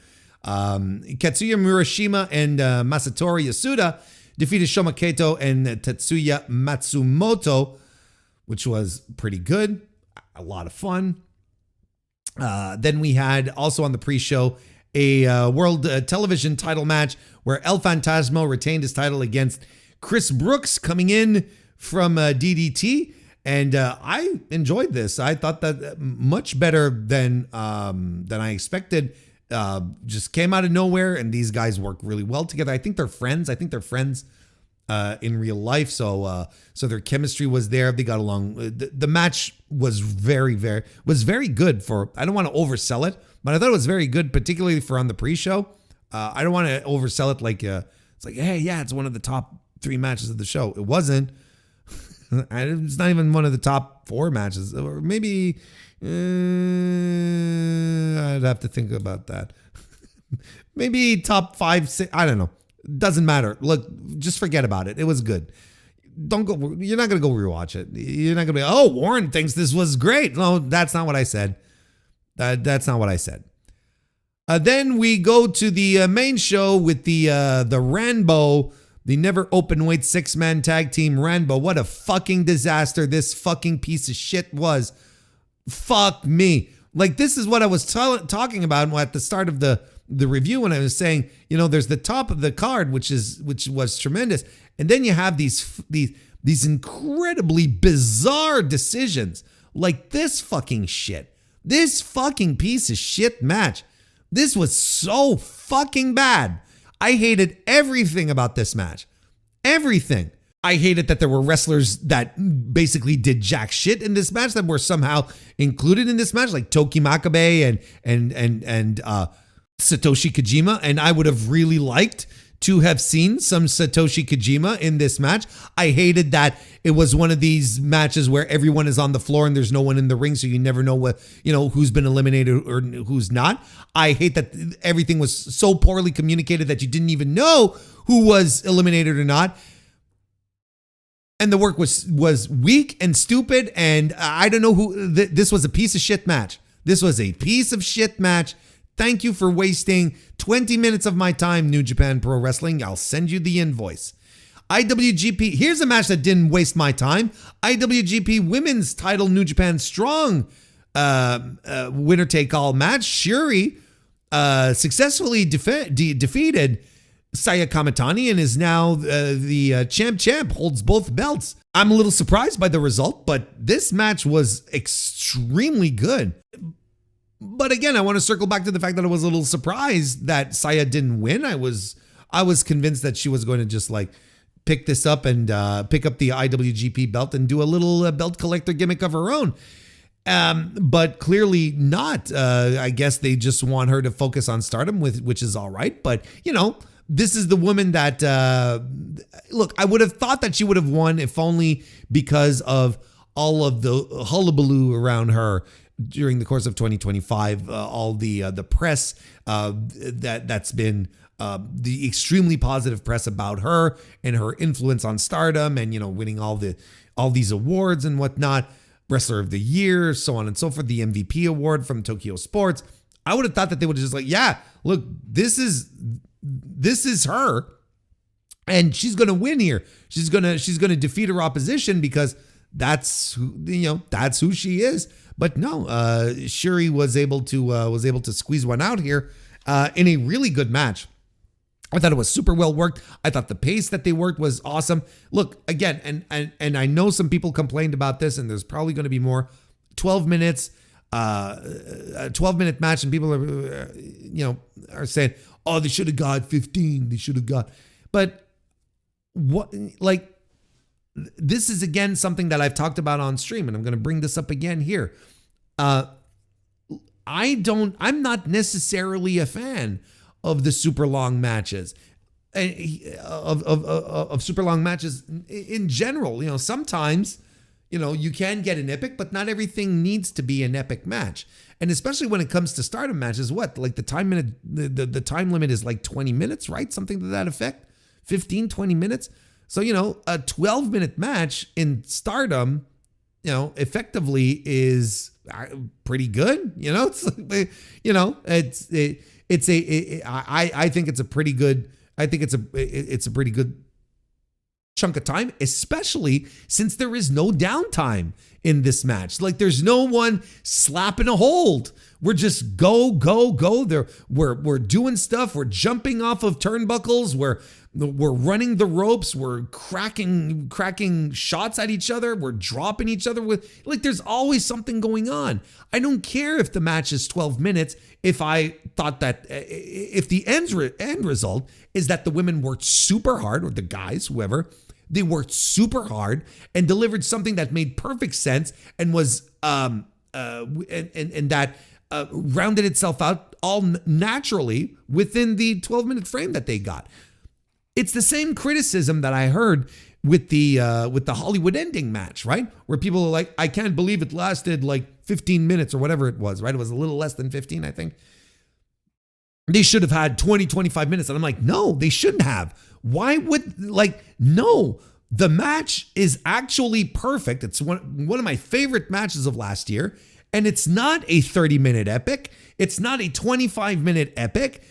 It was the perfect amount of time. And every minute that was used in that match was used to maximum efficiency, to make the match matter and feel dramatic. The pace of it was so good. Like, I don't know why people wanted more out of something which is, I think, objectively perfect. It was a great, excellent match of the year match. You didn't need more. I think sometimes you go too long and it bogs everything down. There's a lot of wrestling fans who seem to think that if a match is not 20 minutes, oh, well, we missed an opportunity for something great. No, it's up to the wrestlers. It's entirely up to the wrestlers. This is a 3 3/4 star match that lasted 12 minutes. What more do you want? Would it have reached 4 stars if they had added 5 minutes extra? I don't know. Maybe. What I saw here was great. Was really, really great. I don't know. It's an outstanding match. I don't know what to tell you. So this, I would say, is the 4th best match on the card. Shuri is excellent, and clearly, And I say clearly, I say hopefully they've got plans for her moving forward. And Saya is Saya, so she'll be fine. Like, if there's one wrestler in Japan right now who should not be worried about anything, it is her. Then we had the 10-man tag team match where the United Empire, as we discussed, defeated the Bullet Club War Dogs team of David Finlay, Drilla Maloney, and Gabe Kidd, who were joined alongside by the unaffiliated duo of Hiromu Takahashi and Shingo Takagi. This was fun enough. I thought this was a fun enough match. You know what? My radar should have been on when Jake Lee got the win on Hiromu. I should have smelt it from that point on. Oh, wait a second. They're cooking something with fucking Jake Lee, aren't they? He's going to come out and challenge the world champion, isn't he? My radar was completely down. I feel bad. But yeah, no, this was fine. It was a fun little match, and I got no notes. Let's move on. The last match we're going to talk about is the IWGP Junior Heavyweight Title #1 Contendership 4-way match. What a waste of time this match was too. This match can piss off. This is a 1 3/4 star match. What a crock of shit that was. With all, again, the fucking nonsense House of Torture bullshit. There's nothing that happened in this match. There's nothing. There's nothing. You've got El Desperado, Kosei Fujita, who are great. Taiji Ishimori, who, when he's in a good mood, when he feels like it, he's solid as fuck. And you got Sho, who, used to be a guy. And you're like, but then it's completely overtaken by the fucking House of Torture shit. And I'm like, well, what's the point? What is the fucking point? Why did we book this? And they even brought out Doki because they knew people wanted to see Doki. So they bring him out and have him sit at ringside. I'm like, at this stage, it should have just been a championship match for the fucking junior title. Piece of shit. This was really bad too. I hated it not for the same reasons as the fucking Rambo, but I hated this match. I've got the Rambo and this match here, and then the 10-man tag match. Those are matches that just scream Road to, right? Absolutely scream Road to matches. And we're putting these types of matches on Wrestle Kingdom. But Warren, the Rambo's been on for you. Keep it on the fucking pre-show. All right? And it will not bother me. But if this is all you got, if this is all you have for your undercard is a Rambo for titles, for the least interesting New Japan titles.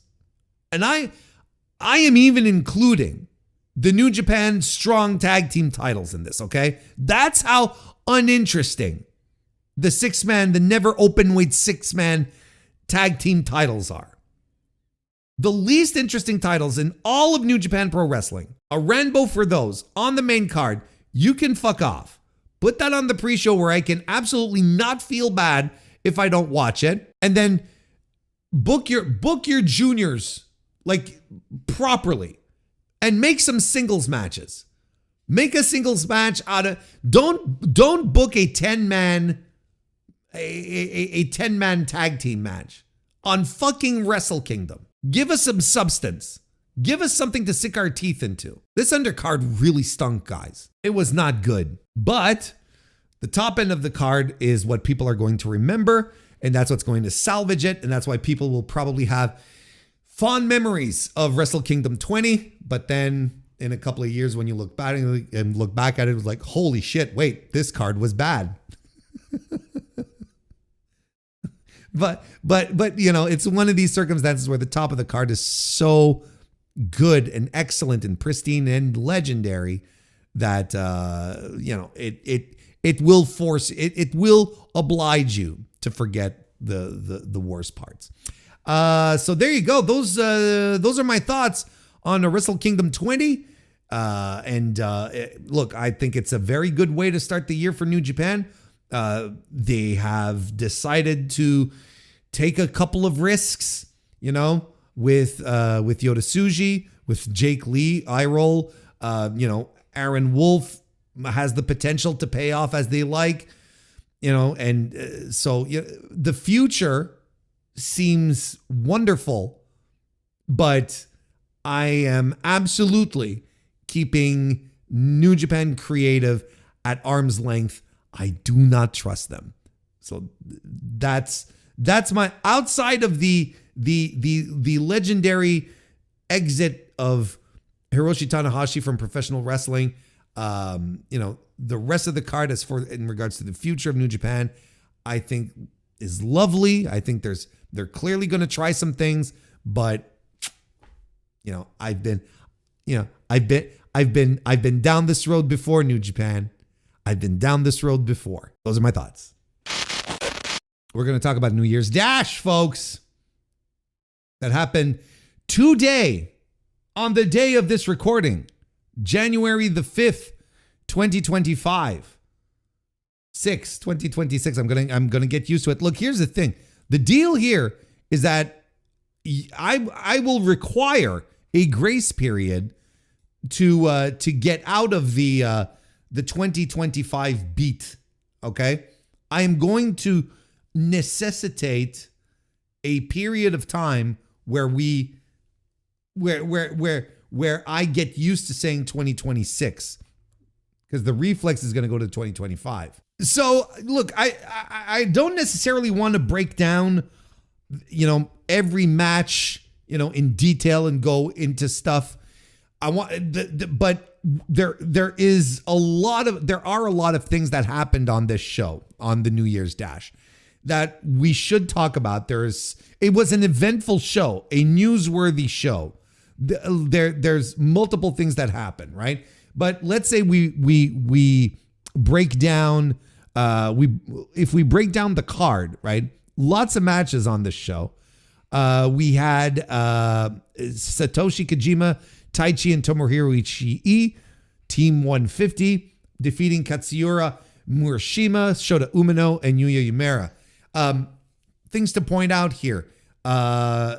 Katsuya Murashima has been one of the young lions I've been most excited for out of this batch here, that is, I'm assuming, is on the verge of heading out to Excursion. So I'm really looking forward to what he's going to be doing next. And if you didn't get excited at Murashima and Ishii trading blows and running shoulder blocks, I don't think you have a pulse. You may be a corpse. I'm just saying. That got me right in the feels. So that was a highlight of the proceedings, and particularly in that match. And man, Shota Umino, he's still getting booed. He's in Otis City Gym and he's getting booed. Look, I'm going to save some thoughts regarding Shota Umino when the context becomes appropriate, and it's going to get appropriate soon enough. I'm trying to dance around them because without the proper context, it won't make any sense. But you know what I'm afraid of? This is what I'm afraid of. I'm afraid that this alliance, this tag team that they've created with Umino and Uemura is going to end up sinking Yuya as well, or at least having some of that go away heat that Shota has with the fans. I'm afraid it's going to rub off on Yuya. They need to get Yuya Uemura so far away from Shota Umino as fucking humanly possible. It is preposterous. I mean, he comes in, he gets booed. When he returned at the end, after the main event, to when both of them came in to challenge the Knockout Brothers, he was booed again. And he was even inviting it, going, "Oh yeah, come on." It's like, you're a babyface, asshole. This is not what babyfaces do. Man, the frustrating part the absolute fucking frustrating part with in regards to Shota Umino is that he's so close to nailing it, and what's missing is not teachable. I think what's missing from Shota Umino's presentation and his connection to the audience, you can't show him that in a class. You can't sit him down with the old veterans and they try to walk him through it, right? I think he's just, as long as he doesn't have the spark, as long as he doesn't authentically believe that he is a pro wrestler, as opposed to pretending to be a pro wrestler, which is playing pro wrestler, I guess it would be the better way to put it. I don't know. I don't know what I don't think this guy will ever reach his potential. And the suck thing is that he has it. He has the potential, but he doesn't have that thing, the stuff that makes him compelling. And I think the more Yuya hangs around him, the worse it's going to be. It's poison. It's poison to Yuya Uemura. Keep him away. Yuya Uemura is so much, oh my God, he's so much better than what he's being saddled here with. So, yeah, it was a good little opener. Then we had Konosuke Takeshita and Rocky Romero defeating El Fantasmo and Shoma Kato. This was fine enough. Enjoyed the back and forth between Soup and El Fantasmo. A lot of talk in this match, which I thought was interesting in regards to whether or not Konosuke Takeshita would be back. Was he going to be a member of the New Japan roster, and come in and do tours and whatnot? Or was he just going to show up for tournaments he knows he can win and so on and so forth? And it's funny because I was thinking about this last year, and he showed up and they belted him with the Never title fairly early on, right? And he showed up on tours. He was doing stuff, and I'm not quite sure where that was coming from. I don't know if they're just trying to create some sympathy for Takeshita, and sort of establish expectations. But it's I feel like he had already been showing up in New Japan.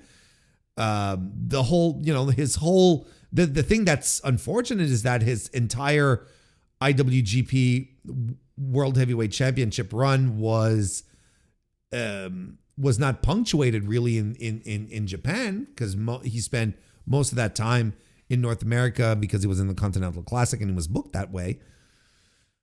Maybe we're dealing with a little recency bias, but it seems to me that Soup was always around, on all sorts of tours. I don't know. Is it just me? We could check really easily by heading over to the cage match, right? It wouldn't be all that hard. So we had, so of course we're not going to talk about the G1, but look, is it,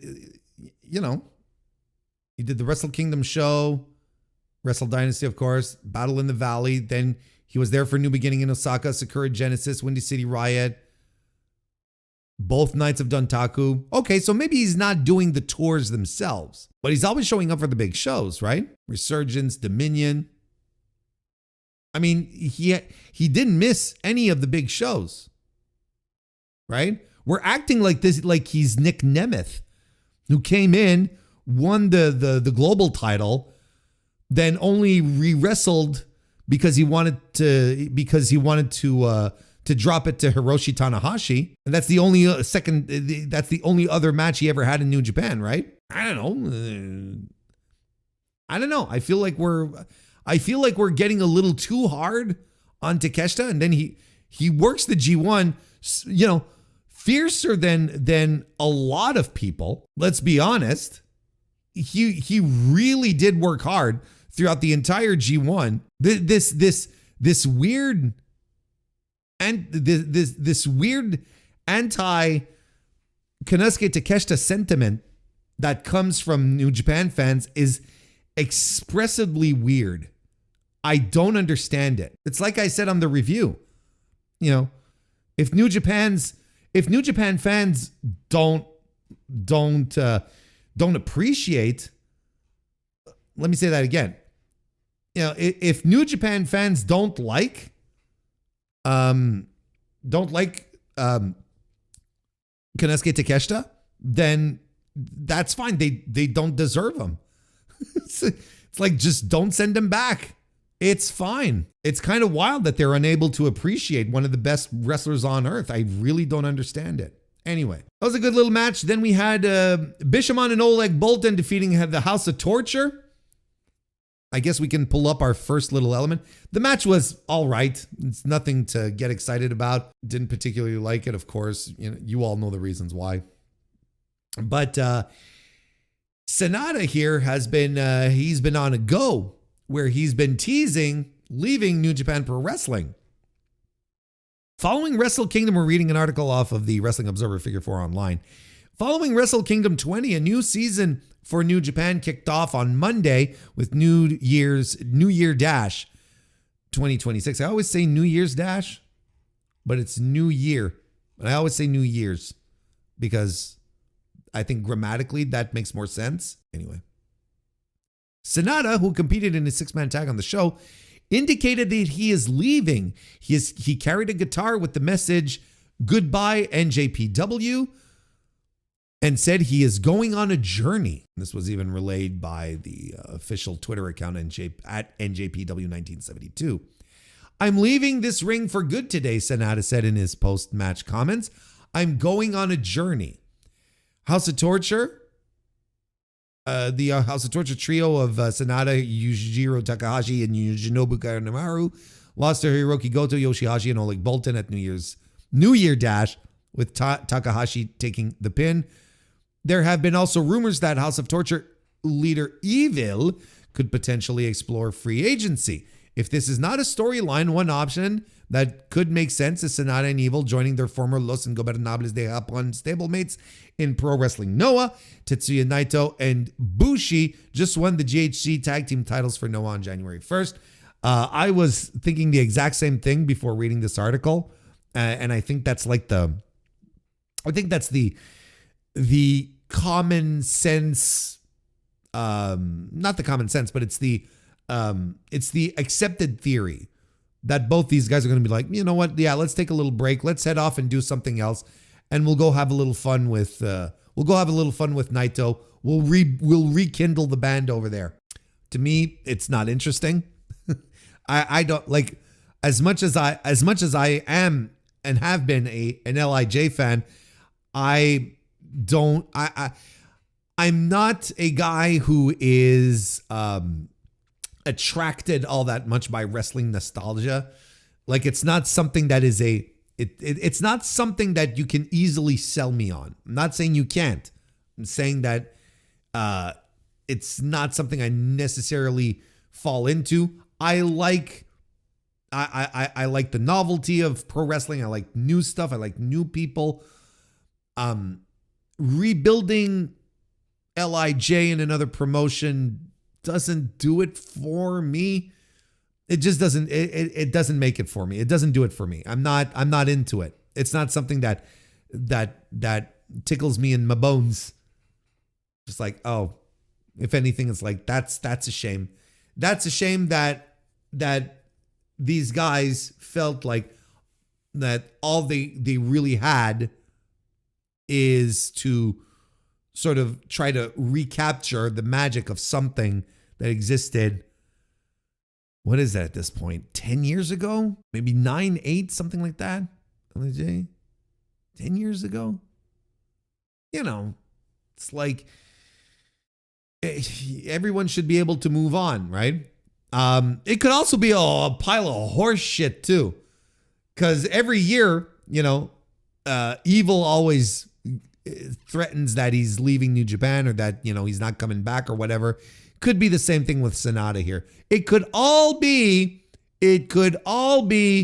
just a typical big work. So I'm not, there's no reason to get worked up.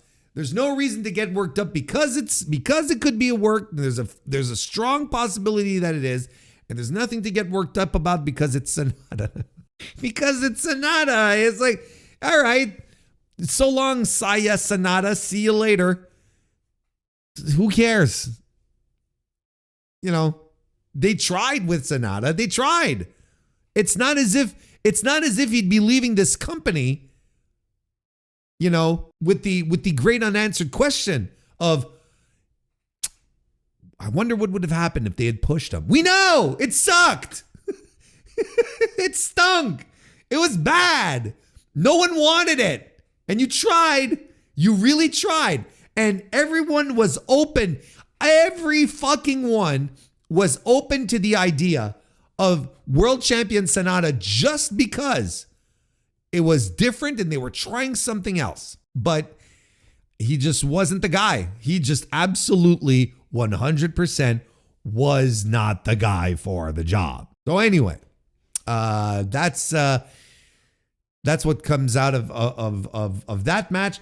Then we had Andrade El Idolo, Francesco Akira, and Jacob Austin Young defeating Clark Connors, Gabe Kidd, and Hiromu Takahashi in a pretty good match. I enjoyed it. I thought Andrade was particularly solid in the match. You know, like you can tell with the way Andrade wrestles and how he presents himself and how he wants things to go. You can 100% see that this is a guy who believes in himself. Let's put it that way. This is a guy who 100% thinks that he's the alpha, like he's the superstar. And I mean, look, he looks the part. Don't get me wrong. He's fucking yoked to the gills. He looks tremendous. He's in incredible shape. But you can tell, right? Like he doesn't want to come across as just a guy, and he, you know, the way he covers people, the way he hits his moves, the way he reacts, you know, in his little altercation with Gabe Kidd after, right? He's always like reacting. He's not just listening. He's trying to insert himself so that he can get reactions and so on and so forth, right? When it's Gabe Kidd who's cutting the promo. But he was good. He was good here. I thought it was I thought it was a solid little match, and yeah, we out of that we get the potential of Andrade versus Gabe Kidd probably at New Year Dash, the New Beginning. Today was New Year Dash at the New Beginning show. And you could do a lot worse. I think that's pretty cool. And two guys which are in tremendous shape. Again, look, Gabe Kidd looks good. Like I said, he's cut a lot of weight. He's looking really good. And I think there are reasons for that. Aaron Wolf is back. He teamed with Master Wato Yo and Toru Yano. Jesus Christ. To defeat the House of Torture quartet of Evil, Ren Narita, Don Fale, and Dick Togo. This was, everything I hate about House of Torture happened in this match. Aaron Wolf was fine here. Nothing out of the ordinary. Yeah, are we getting are we serving up Ren Narita to Aaron Wolf for the next step? Sure looks like it. Anyway, this match stunk. Then we had, I mean, it did.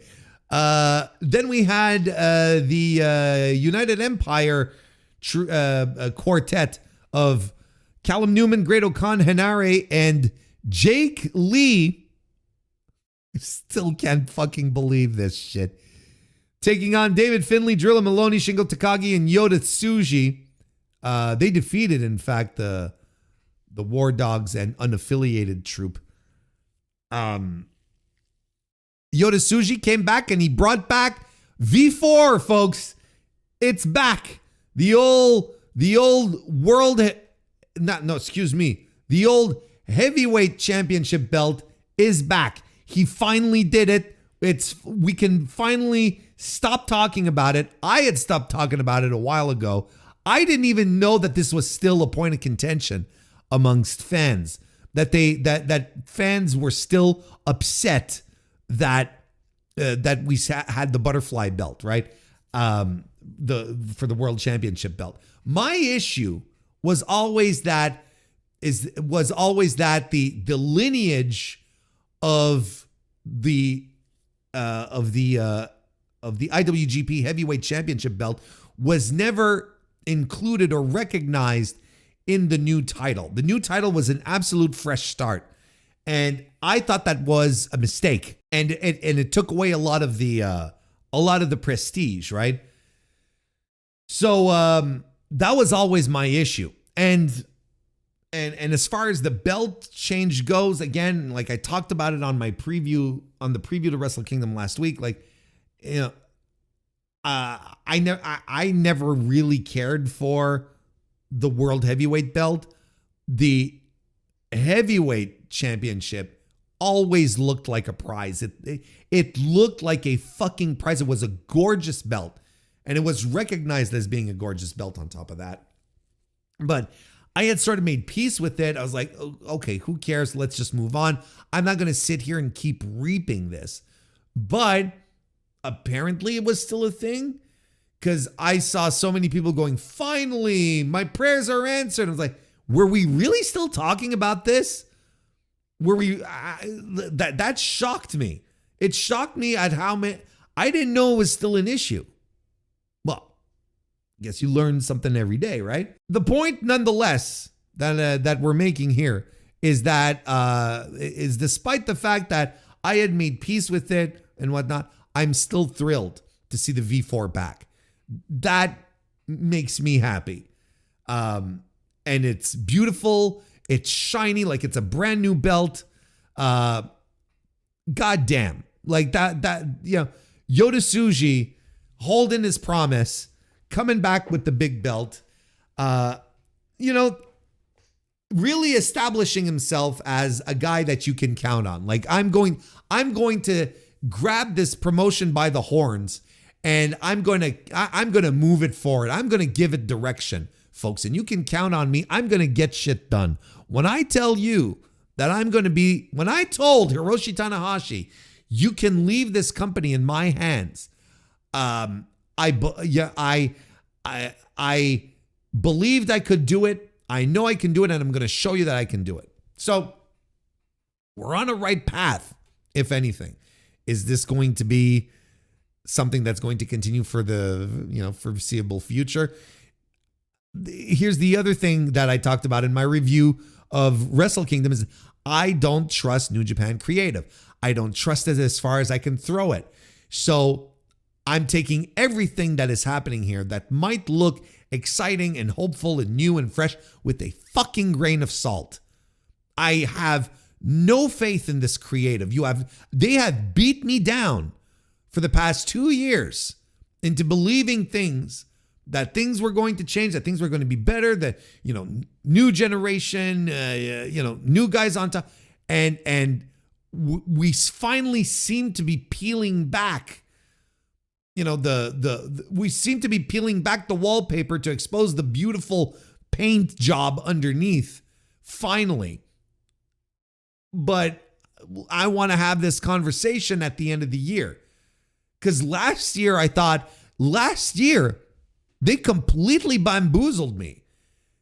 Because after New Beginning, I was slapping my hands together and I was shouting into this very microphone at how New Japan was back and how it felt great and how, you know, it was an excellent show. And it really was an excellent show, New Beginning last year. And how they seem to be going in these really interesting directions and whatnot. And then, so again, I have no faith in this creative. I don't. They can do things to win me back, but I am extremely cautious because fool me once, etc., etc. Anyway, Yota Tsuji, he's the man. He wants to be in control. He wants to be the guy who just makes sure that that everyone is excited about New Japan. I think he's a guy who may have the finger on the pulse of what the fans want. You know, bringing back the big gold belt, even though I didn't know that was a problem still. You know, a little sprinkling of AEW trashing here. Like, I think this is a guy who knows exactly what he's doing, as he should. He's a pro wrestler. He should be catering to his audience, right? And I enjoyed his initial speech when he got to the ring. And, you know, he walked up to, you know, that fucking sack of twigs, fucking Jake Lee, and told him, you know, the living scarecrow, a guy who looks like he really does belong in a, you know, he's like, he looks like he does belong in a Tim Burton movie. He walks up to him and he says, look, you know, you come in here, you come back after injury, after years, after over a year doing jack shit. You can't come up here and request a world title shot. That's not how it works under Yota Tsuji. You're going to have to earn it. And I'm like, fuck yeah, brother. Bury this fucking son of a bitch.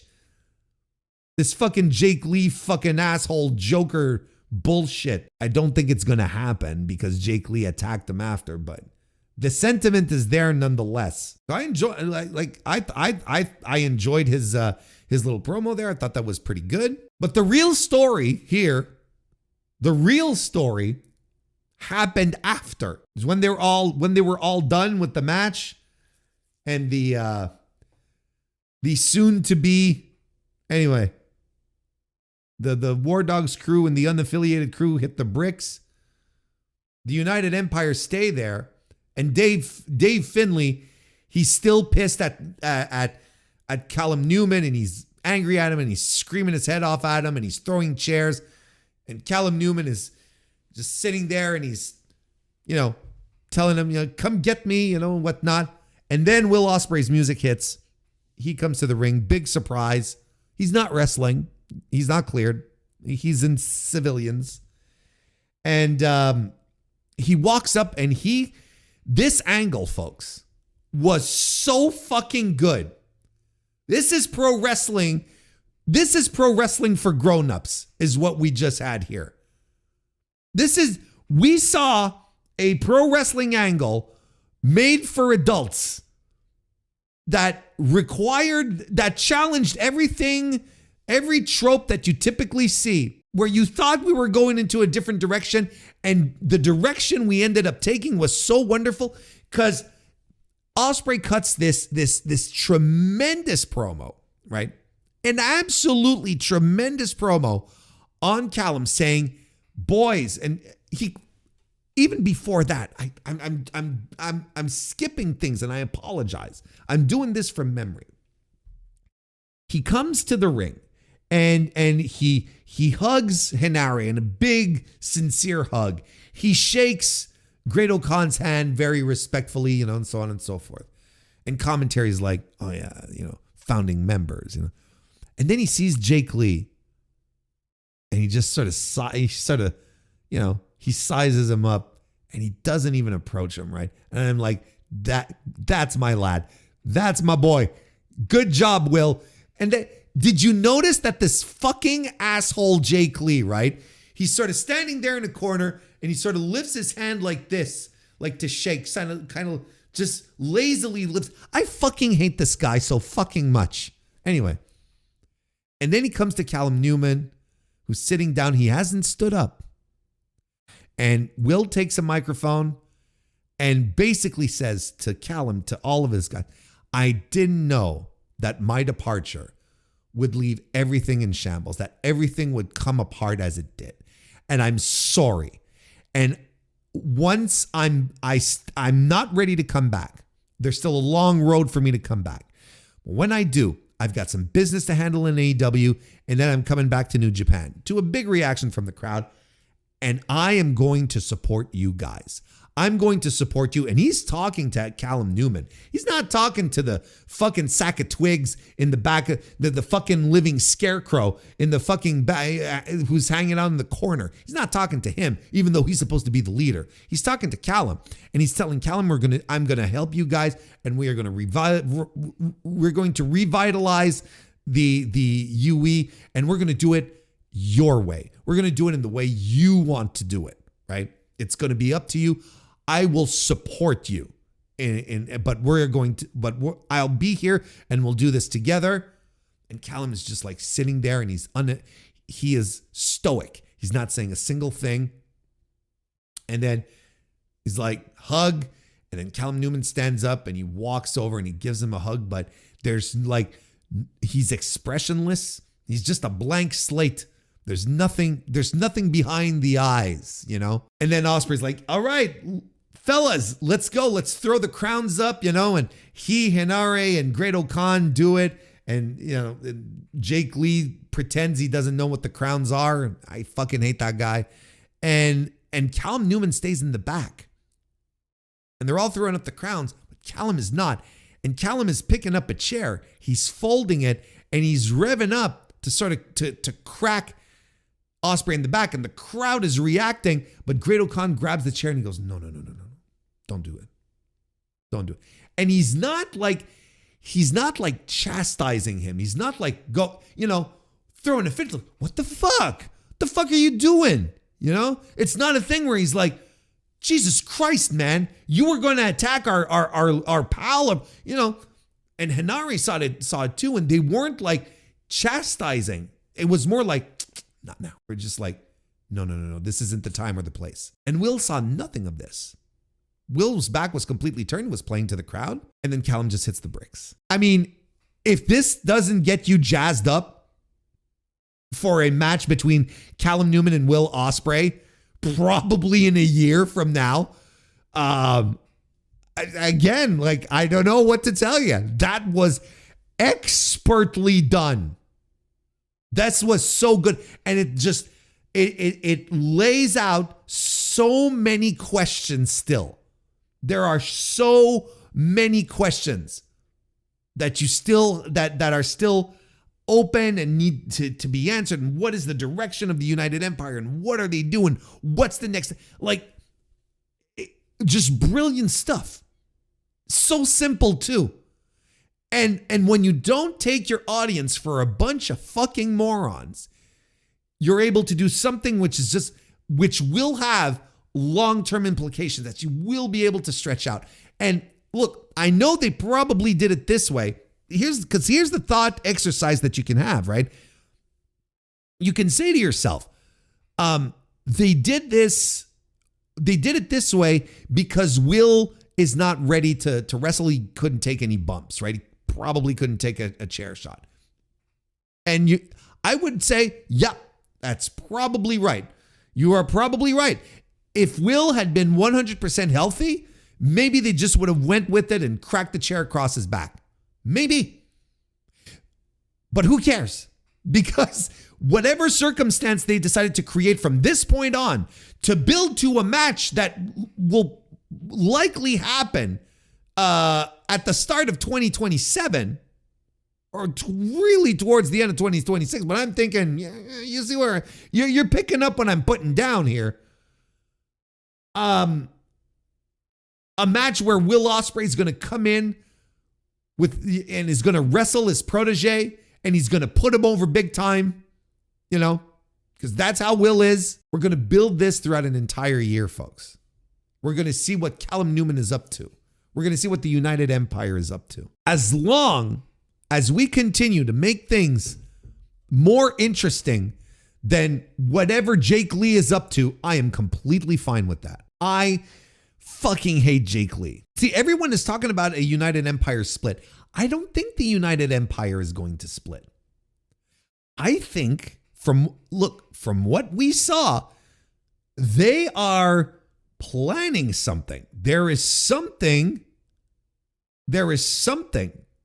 there. I think the United Empire is going to unify in their rejection of Will Ospreay. I think that's a much more interesting story, that they all come together, that they're finally united, a united empire, right? It's in the name, but they're finally going to rekindle their unity, their friendship, because boy, oh boy, 2025 was fucking tumultuous for the United Empire, but they're going to find all of their common ground once again by rejecting Will Ospreay, who went off to do his thing and, got the siren song from America, from the United States, and went to get the big paycheck in AEW, right? Went to do his thing over there, and just everything fell apart on there. And I think that is much more compelling. I think that's a much better story. And I think they laid the framework for that. I think this is how it's starting. Anyway, a tremendous fucking angle. Is so incredibly good. And for the first time in a long time, I am excited at the prospect of Callum Newman and what he's going to do this year. I mean, this is what New Year Dash is for. This is what this show is for. It's supposed to be a new chapter, a new season, as they say in TV, right? This is the freshest thing they've done with Callum Newman in forever. So, yeah. I mean, look, there's a full year that we have to build to this and make it entertaining, but one thing at a time. Let me live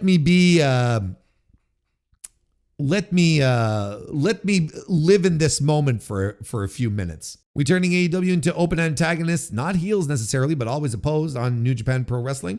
I mean, I don't necessarily want to, relitigate everything, because there's really a lot, but New Japan, there's a loud and substantial base of the New Japan fandom that do not like AEW because they feel like AEW came in and took all of their stars, and in their relationship that they have with New Japan, they think AEW has the upper hand, and that they are not treated as equal partners. And I partially agree. I think there is some legitimacy to that. I think it's a little more nuanced than, something you just paint across the board as one universal truth. But there is some, there is some truth to it. I've even acquiesced the fact that, yes, I think AEW is the promotion that is in the position of power between the two, but that's just how it goes. That's always how it's been in pro wrestling. When promotions work together, it's whoever has the higher ground, typically meaning the one that has the most money, who calls a lot more of the shots, politically speaking. I don't know, like, it doesn't, me personally, doesn't really bother me.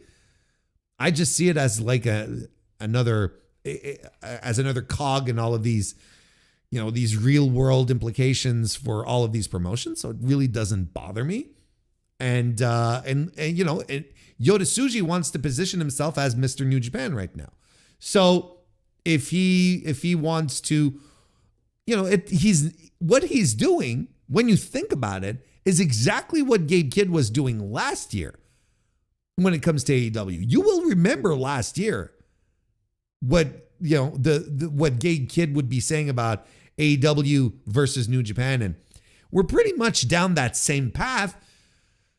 Except, Yoda is doing it. Yo is doing it in ways where at the same time, he's bringing the old belt back as well. Doing things that are big fan favorite wins to help him get over. It's just as simple as that. It's just, he's a worker who's working to get himself over as the top guy of the company. I don't know. It's this kind of stuff doesn't bother me. It doesn't super duper bother me. That's why I think running them as antagonists would make sense, steer them into the skid. The one guy who thinks that it would not make sense, though, is Tony Khan. And he will not want his promotion to be seen as the bad guys. Kosei Fujita and Robbie Eagles are your new IWGP Heavyweight Tag Team Champions. Junior Heavyweight Tag Team Champions. They defeated Robbie X and Taiji Shimori, Doki and Sho, and El Desperado and Kukai in a four-way tag team match. Yeah, this was really exciting. I enjoyed this match quite a bit. I thought it was really good.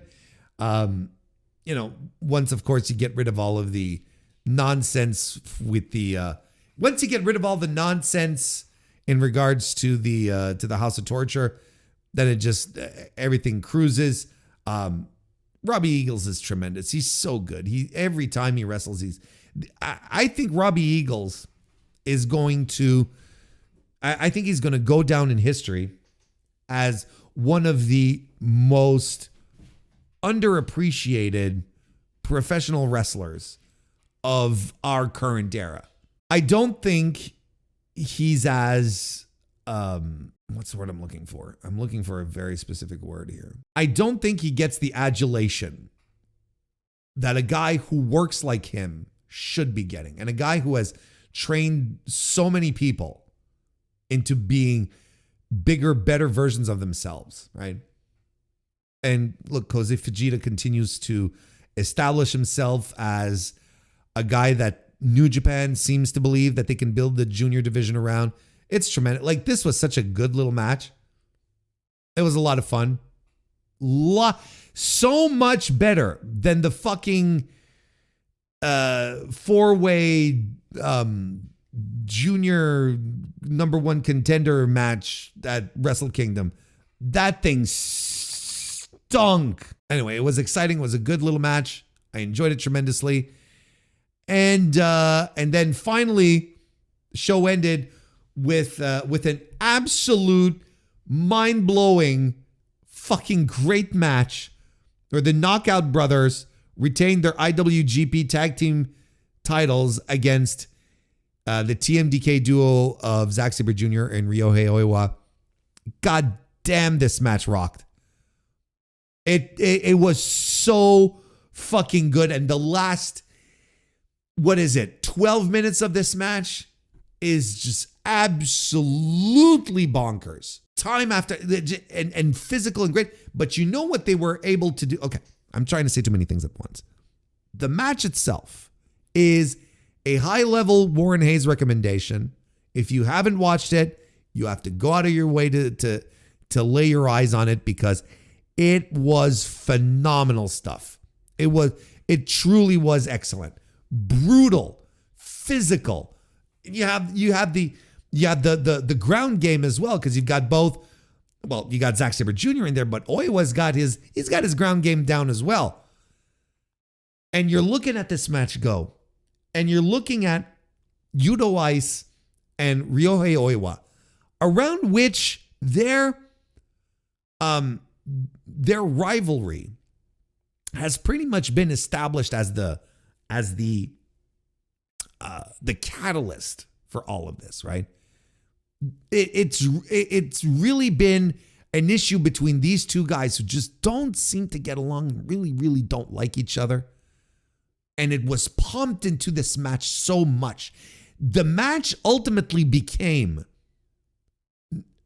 the story of neither of these two guys wanting to lose to the other, wanting to just allow themselves to get dropped by the other and covered to lose the match. It was phenomenal stuff. And I'm looking at this match and I'm looking at it go. And then I'm listening to Yuto Ice's post-match promo, which I think everyone's been talking about. And the way that Ryohei Oiwa conducted himself in this match, the presence that he had, the confidence, just being booked as an ass kicker, as this dude, this powerhouse little brick house dude, just coming in there and clubbing people into oblivion, right? And I'm looking at all of this and I'm like, how could this company not be more aware of the fucking young talent that is right there and that is exciting? I said this, or something close to it, when the Knockout Brothers debuted earlier this year. I said this Yuto Ice guy, he's got the vibe and the energy that can change this promotion around. And now he's in a tag team. He's not a singles guy, he's in a tag team. But nonetheless, once he divests himself of Oscar, all caps Oscar,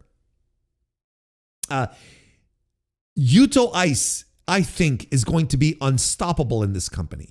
He's got an energy and a confidence and a presence that most of the dudes on this roster are unable to show, do not show, or do not have. And Oiwa has that same type of charisma, but he expresses it in a different way. He expresses it by beating the piss out of guys in the ring. And then he fires up. And people are like, fuck yeah, let's go, kid. Let's go. And I'm watching this. And I'm thinking to myself, the fuck are we losing? Why are we spending our time trying to make something out of Shota Umino? See, I told you we'd be talking about Shota Umino again. This is the context I was telling you about. Why are we spending our time trying to make Shota Umino happen? When you've got these two guys right here, when you've got Yuto Ice and Ryohei Oiwa, who stole the show in this fucking match, who are always good, who are always great, and are just waiting. They're just waiting. You can tell they're hungry, and they're just waiting for someone to open up the all-you-can-eat buffet and say, knock yourselves out, boys. Go ahead. Take 2 plates as you go, okay? Take 2 plates. Go ahead. It's unfathomable to me that we are so dead lasered focused on Shota Umino, who doesn't have it, who barely is able to show that he cares. And in the meantime, you have Yuto Ice, who is supposed to be a heel, who grabs the microphone after, who gets challenged, gets challenges from all sides in the one same post-match segment. And he's not blowing them off, but that's a bad choice of words. He's answering all the challenges with the swagger of a veteran who's been doing this for 10 years or so. And then after that, delivers the raw New Japan speech you wanted to hear. I don't know what we're doing with guys like trying to make a guy like Shota Umino happen. Why are we focused on this guy? The core group is so fucking clear at this point. The core group of guys is Yoda, Tsuji, it's Yuto Ice, it's Ryohei Oiwa, and it's and Yuya. That's your core group right there. And you're going to tell me after today you can't develop a generational rivalry between Yuto Ice and Ryohei Oiwa? You're trying to force feed a generational rivalry with Shota Umino and other guys. You're trying to make that happen, but the magic, the spark isn't there. And yet in this encounter here, this match ended and I was slapping my hands together clapping, I guess you'd say, hoping that they would give us more Yuto Ice and more Ryohei Oiwa moving forward. That this would be something that someone backstage circles and says, we've got to revisit this. This is our generational feud. It's so clear to me. And it's become clearer in this excellent match that they had. Ice has an energy and a presence and a vibe that no one else shows, demonstrates, or like I said, either because they're told not to or because they can't. But he has it. And people are gravitating to that. He is a fan favorite. And why isn't New Japan just like dropping everything and pulling in Ozawa here and saying, you know what? Let's just go. No, they're going to stick to these fucking rigid plans that they have. Because bookers in 2020, in our era, bookers in our era are terrified of taking risks. They have to stick to their plans. They've become rigid as opposed to being malleable and flexible, seeing what is working, what is not working, and being able to pivot on a dime. No, they have to see these plans through hell or high water type of thing. I don't understand it. It was this match, the post-match promo, what a great way to end the show. And this is why people are so extremely high on this show, because it finished with energy. It finished with, as opposed to Wrestle Kingdom, that finished with a conclusion, a bittersweet finish, saying goodbye to an era. We have New Year Dash starting up, saying, this is the new era. Don't worry. We got you. This new era is going to be exciting. We're not going to mourn the past. We are going to focus on the future. This is what New Year Dash ultimately ended up giving, saying, promising. Now, it is entirely up. It won't be Yuto Ice's fault if New Japan doesn't live up to these expectations. It won't be his fault. Absolutely not. I don't have any faith. I've told you, I've said it a couple of times now. I don't have faith in New Japan Creative because they spent 2 years beating me into the ground with terrible ideas, terrible decisions. Why would it suddenly change? Maybe because maybe it is the winds of change. I couldn't tell you. I don't know why they're not taking more risks. They should be taking more risks. It was phenomenal. And then the Knockout Brothers basically said, and this was something that they clarified in that they ended up clarifying a little bit in the ring, but then they clarified in their backstage comments that whatever rumors they had heard of them going to WWE are false. And does any chat, I'm asking you sincerely here. I'm asking you if you can illuminate here. Where did these rumors that WWE was interested in the Knockout Brothers start? Do we know where it started? Who initially created the rumor? And I swear to God, if you say WrestleVotes, I will eat my hat.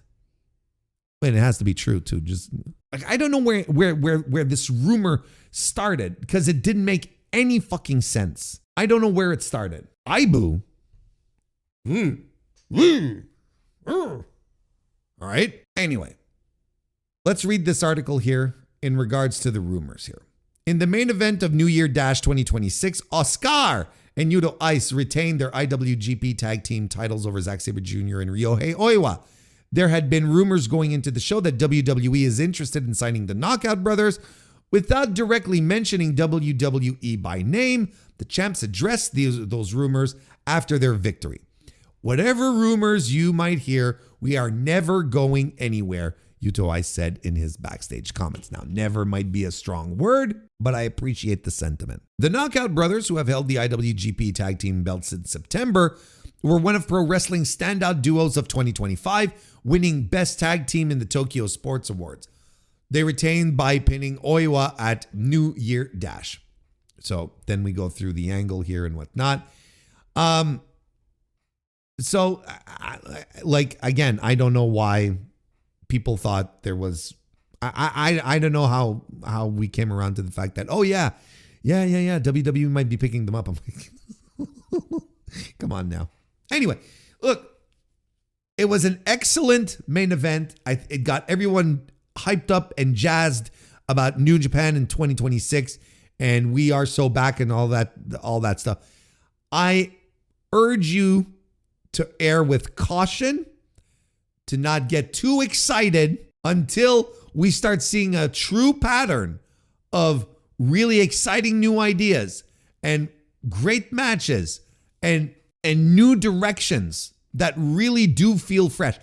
I would urge you to stay calm and not lose your minds in regards to the New Year Dash show today.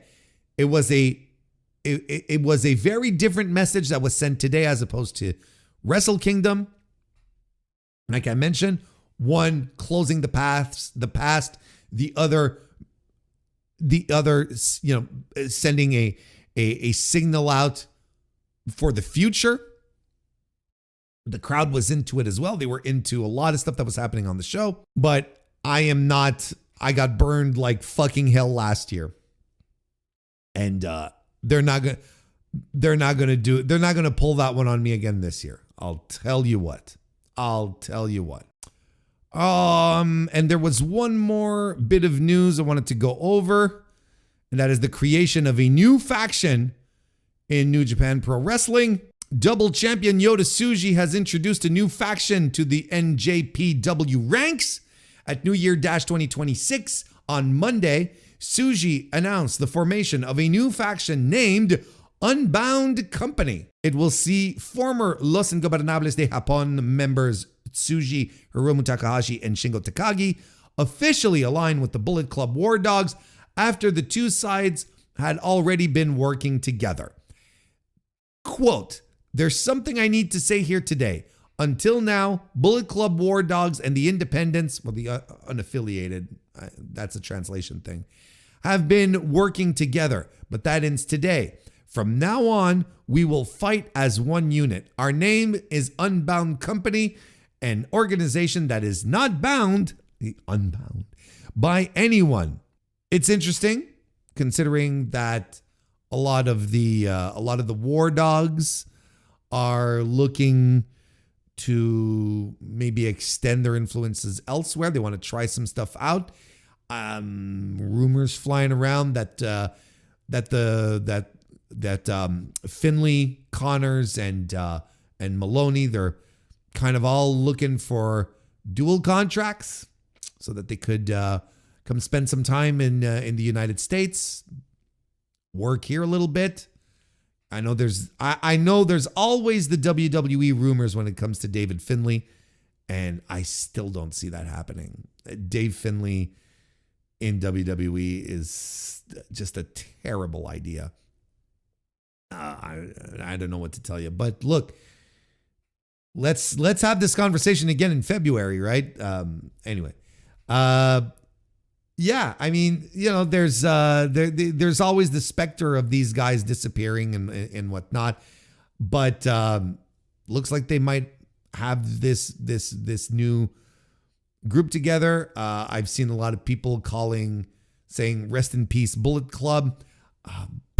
I am not ready to throw any dirt on any. I am not ready to throw any dirt on any Bullet Club casket. I don't think anyone should be putting any Bullet Club in any casket to begin with. I look again. I'm just browbeaten by this company. We'll see how it goes. I'm not convinced that they are 100%. I'm not sure they are 100%. Or even like 10% gonna try and completely get rid of the Bullet Club. I don't know. I don't see it happening is what I'm trying to say. And, like people were saying, even in the chat, right? So, the United Empire split, Well, what? Despite the fact that I think a more interesting story is the Bullet Club, not the Bullet Club, but the United Empire uniting in rejecting Will Ospreay. I think that the way Callum Newman was acting, he might he might end up doing something Bullet Club-ish, like, you know what I mean? If the UE does split, look, I am not pushing for the death of Bullet Club just yet. Absolutely not. There's so many times that they could have just gotten rid of it and they didn't. Why would it be different now? That's essentially what I think. So Nonetheless, look, we've got this unit all together here. Yota Tsuji, he's large and in charge. He's making things happen. He's a mover and a shaker. Let's hope he can keep this dynamic momentum moving forward. So there you go. So those are my thoughts on the New Year Dash show. Like I said, eventful show. I thought it was good. I thought it was fun. Main event is spectacular. That's an absolute must watch. You have to go out of your way to watch the Knockout Brothers versus TMDK. But as you know, you won't be. I don't think you'll be bored. There's a lot of stuff happening. Maybe it'll be a lot less surprising because there's a lot of stuff that sort of took you by surprise on the show.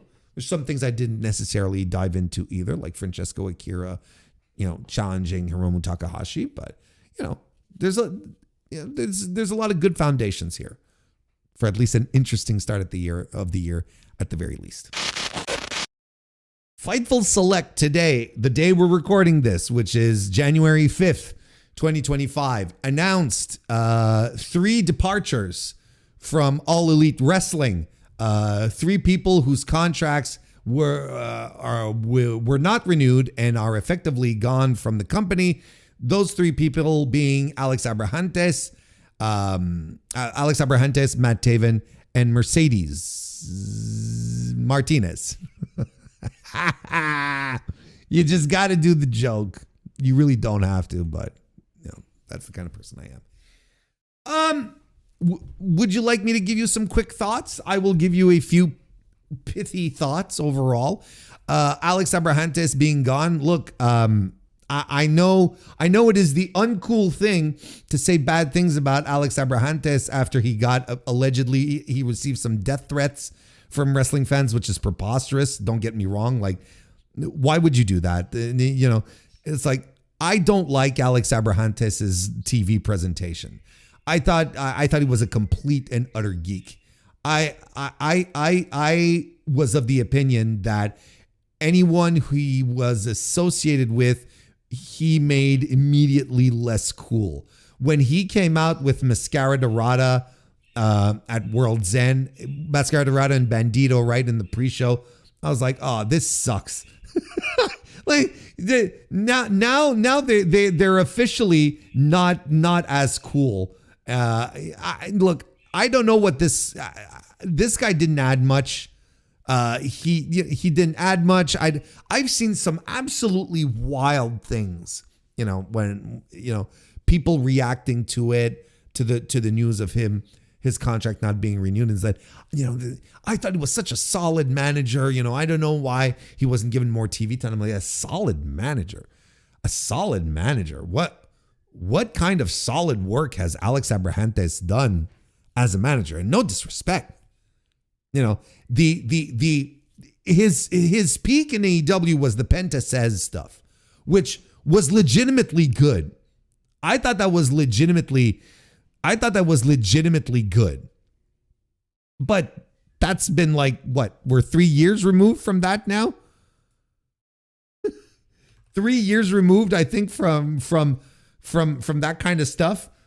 I don't know. He's never done anything for me. I know he was on the Spanish commentary for a while. He was probably quite good at that.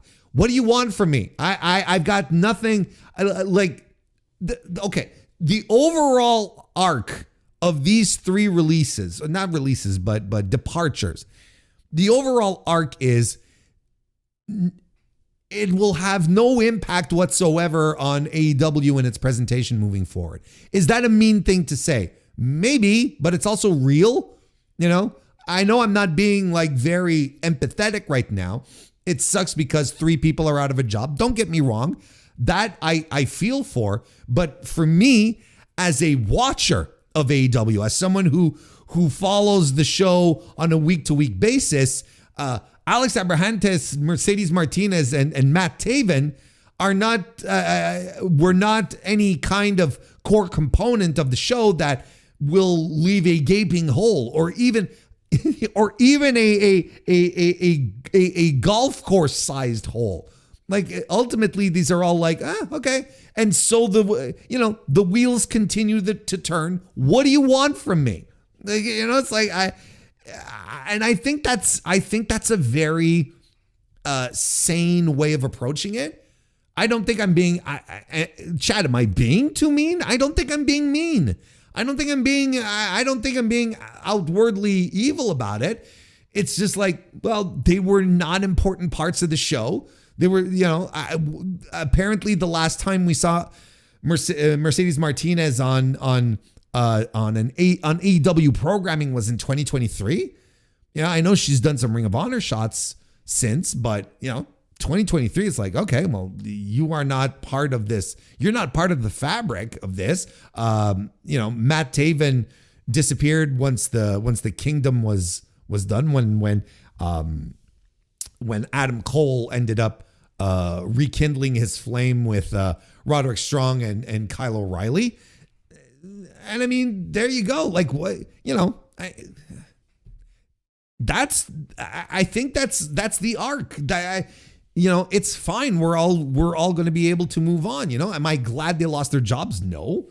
But yeah, Alex Abrahantes being gone, I'm like, there's a part of me that goes, oh, well, at least he won't be uncool with other wrestlers that I think are cool. It's like, that's all he did. That was his big contribution. So I don't know what to say. I don't know how else to approach this other than, well, it's not that big a deal, folks, Yeah, Matt Taven no longer there as well. I think this is the one that even in my circles has caused the most discussion. And it's really funny because there are people who are very, very pro Matt Taven. And then there are people like me who are completely indifferent to Matt Taven. I don't hate Matt Taven. I'm just like, I look at Matt Taven and I ask myself, what does Matt Taven do? What does he have that 50 other guys like him do not? And I can't put my finger on it. I do not know what's so special about Matt Taven. So could he look? He's a solid worker. Don't get me wrong. He's a guy that in the role that they had given the Kingdom at the time, which was, mid-card jobber team, that would get in there, do what they needed to do, but, would never really win any matches, would put over the stars. He was perfectly fine in that role. There was nothing wrong with him in that role. And I think it suited him. Like, I never quite got Matt Taven, Ring of Honor World Champion. And even to this day, I still struggle. I'm like, I still wonder, again, what was the appeal? What was the thing that made Matt Taven so special?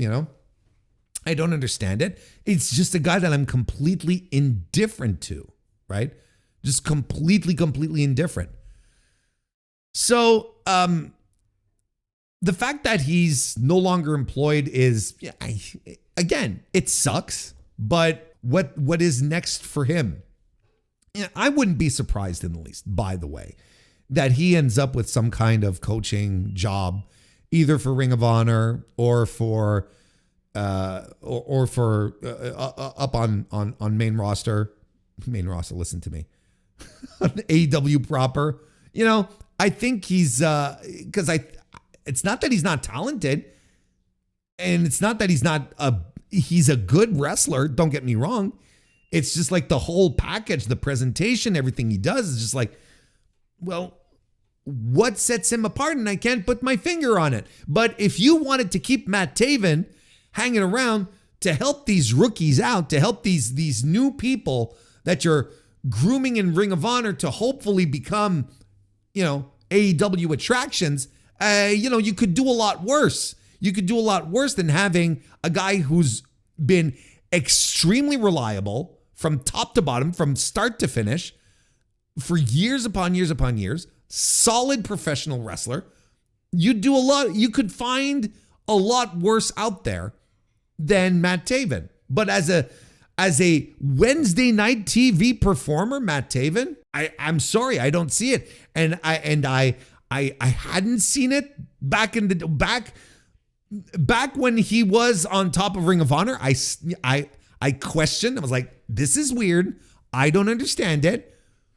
But you couldn't take away the fact that he was a solid worker.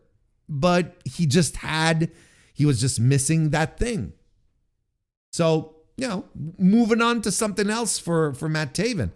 Now, will either of these two guys, I didn't talk about it with Alex, so might as well lump them both in together. Will either of these two continue to find work somewhere else?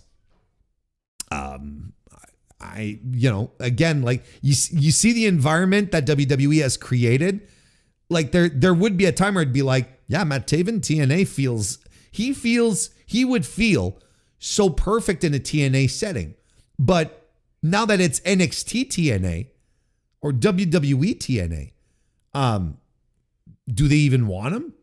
But there would have otherwise legitimately been a time where you could say to yourself, Matt Taven, a perfect fit for total nonstop action. But since the WWE stuff, I don't know anymore, because all TNA is a proxy. It's an extended tendril of AEW, of WWE, right?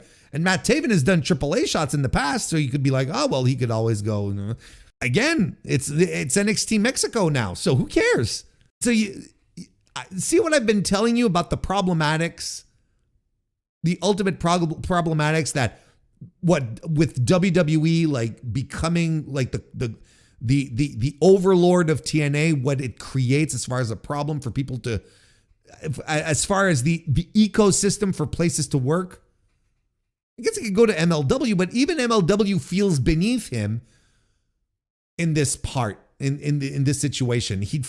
I swear he'd be a perfect shoe-in for TNA. And Abrahantes, well, I don't know. What do you do with Alex Abrahantes? What does he even do? Like what does Alex Abrahantes even do? He just jumps around and is that all? Is that the only contribution? Does he wrestle? Like what? I don't see what he has to bring to the table. You'd be better off with the Jose the assistant at that point. You know what I mean? Because at least Jose can wrestle and he looks good without a shirt on. Just throwing that out there. What happened to Mike Bennett? See, that's the question I was asking as well. It's like, why release? Why not release? But why let the Taven's contract expire? Why not Bennett? Then I'm wondering, well, is there injury time that's been added? Is there anything that might explain it? Because why would you keep one more than the other? What does Mike Bennett bring more to the table? Now, I would say, personally speaking, I would say Mike Bennett has a little more something to give from a purely presentation aspect, like to be on television. I think Mike Bennett has more to give than Matt Taven does.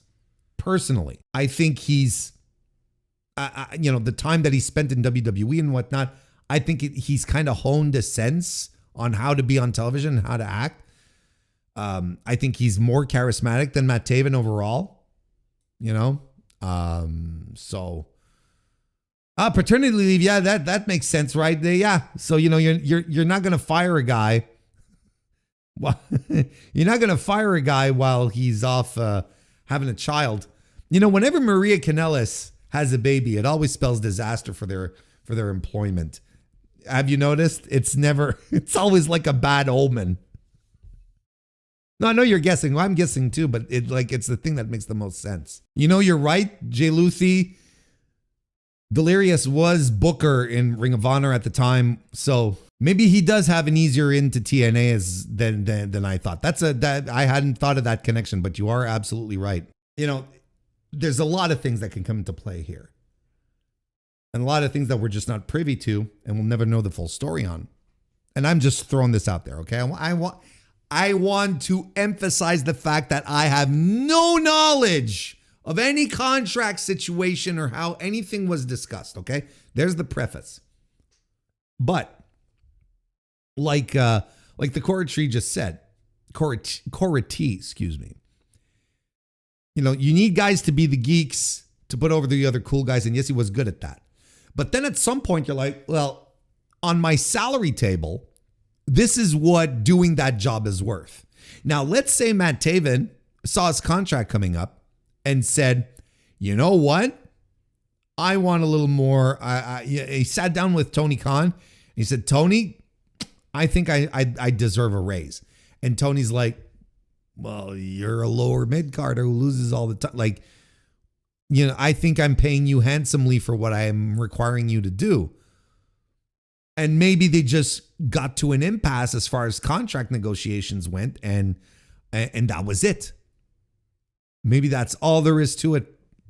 That, you know, he just couldn't do it. Maybe that's it. We just don't know. He could have sat down and said, hey, I want more money. But Tony's like, you know what? I can't. Not for what you do for the company. You know, Mercedes Martinez, I have always been a big fan. I have always been a huge fan of Mercedes Martinez. I even interviewed her a couple of years ago after she was released from NXT. And that, you know, for me, that was a big deal because she was a wrestler I always appreciated.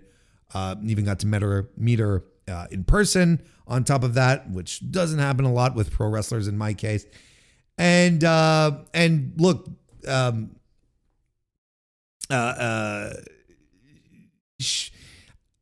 don't know exactly what the story is. I know she got injured for a while, right? I know she got injured for a while. There were some matches that she had in AEW, you know, when she was appearing more regularly that just, you know, I think kind of underwhelmed a lot of folks. She was a great get at the time I think if we recall, if I'm remembering correctly, she was the Joker in the first women's casino gauntlet battle royal. And then but then WWE called and she decided to take the contract there and go work there for a while. Right. And then the stuff with Retribution didn't work out. Don't blame her. She put her foot down and said, I don't want to do this. This idea kind of stinks, folks. I don't think I'm going to do it. Bless her heart. And it turned out it was a very good idea to do because only one person has survived with their employment still intact in WWE. And that's only because Mia Yim was rehired by Paul Levesque. At this point, so, you know, and I was thinking about it and talking about it with people, and, you know, there's this overall question where it's like, well, okay, she wasn't able to, like, WWE wasn't able to do anything with her, you know, quote unquote. AEW wasn't able to do anything either. So, you know, where is the problematic at this point? You know, where is the issue? And, you know, I again, like, I have no idea what happened. I couldn't even tell you, but you do wonder then, is the issue maybe more centered around the person than anything else, right? Is the issue more talent side than it is with the promotion not knowing what to do, right? It's a question that I often ask myself when it comes to, you know, wrestling talent who have been around for a while and are very good, but haven't been signed. And you have to wonder, well, then the problem must lie within the specified talent, right? And I mean, look, she's getting older. She's banged up. She's had her fair share of injuries. She announced a few days ago that 2026 would probably be her last year in wrestling. You know, it's like, you know, maybe it's just something where it's like, yeah, you know what? I did everything I could. and I've made the money I could make in pro wrestling. I'm sure she was very smart with her cash. She didn't go, burn it all away. Between working for the two biggest American wrestling promotions, she's unquestionably made, a nice little nest egg for herself. She, as far as we know, she hasn't been going around collecting Ferraris, right? I think she's been very smart with her money moving forward. And if this is her last year, she's had a very long career. She's like, 25?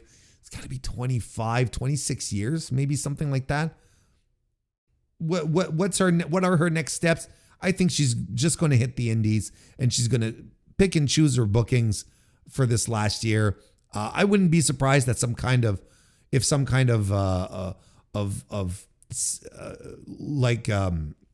what I'm looking for?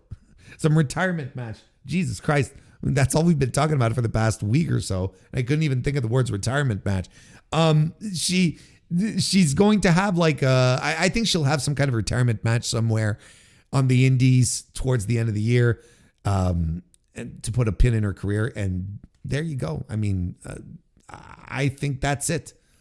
And she'll be fine. She'll be fine.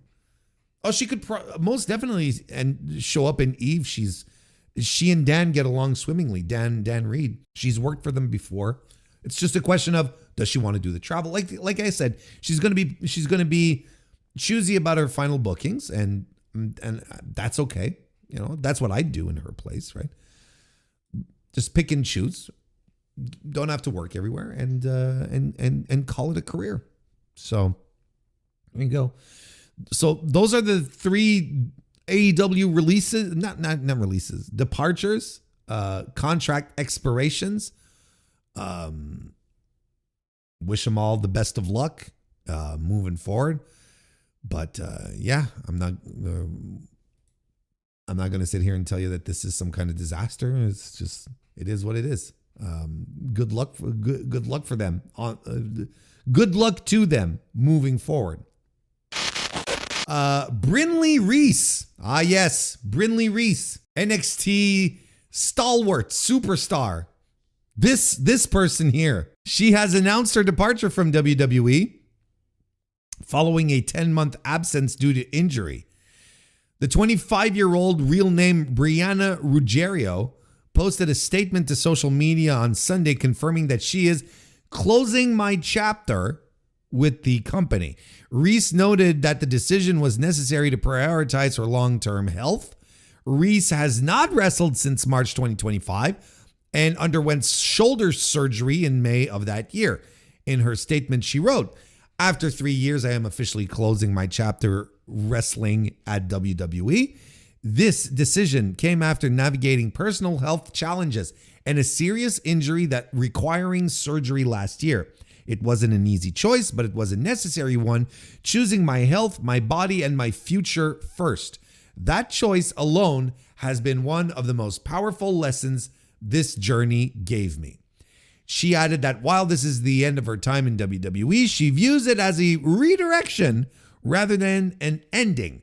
Ruggiero was signed by, I hope I'm pronouncing that right, was signed by WWE following the SummerSlam tryouts in Nashville in July 2022. A former cheer captain at Sacramento State with a background in tumbling,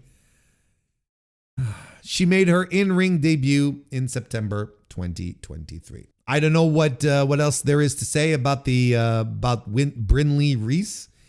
Again, like we've seen this with a couple of NXT departures from the NIL people, right? The people who don't come from wrestling backgrounds, right? Who get these injuries and then they're like, you know what? Fuck this. I am not going to start working, every week with a hurt shoulder, then getting surgery on it, then going back to doing the thing that injured it in the first place to try and aggravate it some more. No, I'm not doing this. That's essentially what she said, right? I had to put my health, the well-being of my body or something like that first. And to me, it makes sense because I'm not a pro wrestler, but pro wrestlers, they're not made like us. They don't think like us. So they go around just throwing themselves against the mat and into other people and whatnot. And then they get hurt and they go, I'm going to work through it. I'm going to work through it. And then they get hurt and they go have the surgery and then they come back and they do it again. Because that's what happens when you have the pro wrestling mindset. But these athletes, these people who come from, college athletic backgrounds, they're like, this is nuts. I'm not going to do this. I've needed surgery on my shoulder. I'm not going to go back and do this. This doesn't make sense to me. They want me to come back as soon as possible and whatnot.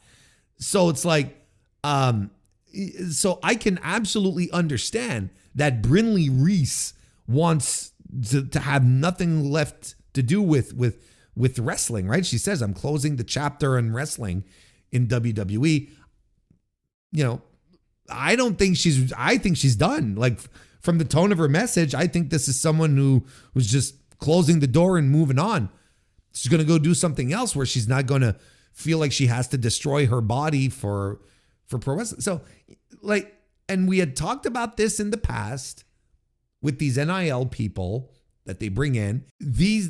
A lot of these kids that they're bringing in are people who are at the top of their athletic powers, but also of what they're able to do in their sport of choice. That's why you get the cheerleaders, you get the volleyball players, you get the college ball players, football players who were never able to transition to the NFL and never got drafted and whatnot. And they're like, well, I don't have anything left. Pro wrestling. It's a tale as old as time. This is not new, but these people don't. They weren't pro wrestling fans growing up. They weren't the prototypical professional wrestler, I should say, that grew up, watching WWE and having dreams of their WrestleMania main event or whatnot. These are just people who wanted to continue to have an athletic career, be able to pursue an athletic career and make some good money in the process. They don't have the weirdo wrestler mentality that a lot of wrestlers are ingrained with, that, this is how the business works and you got to get used to it. Some of them are just like, no.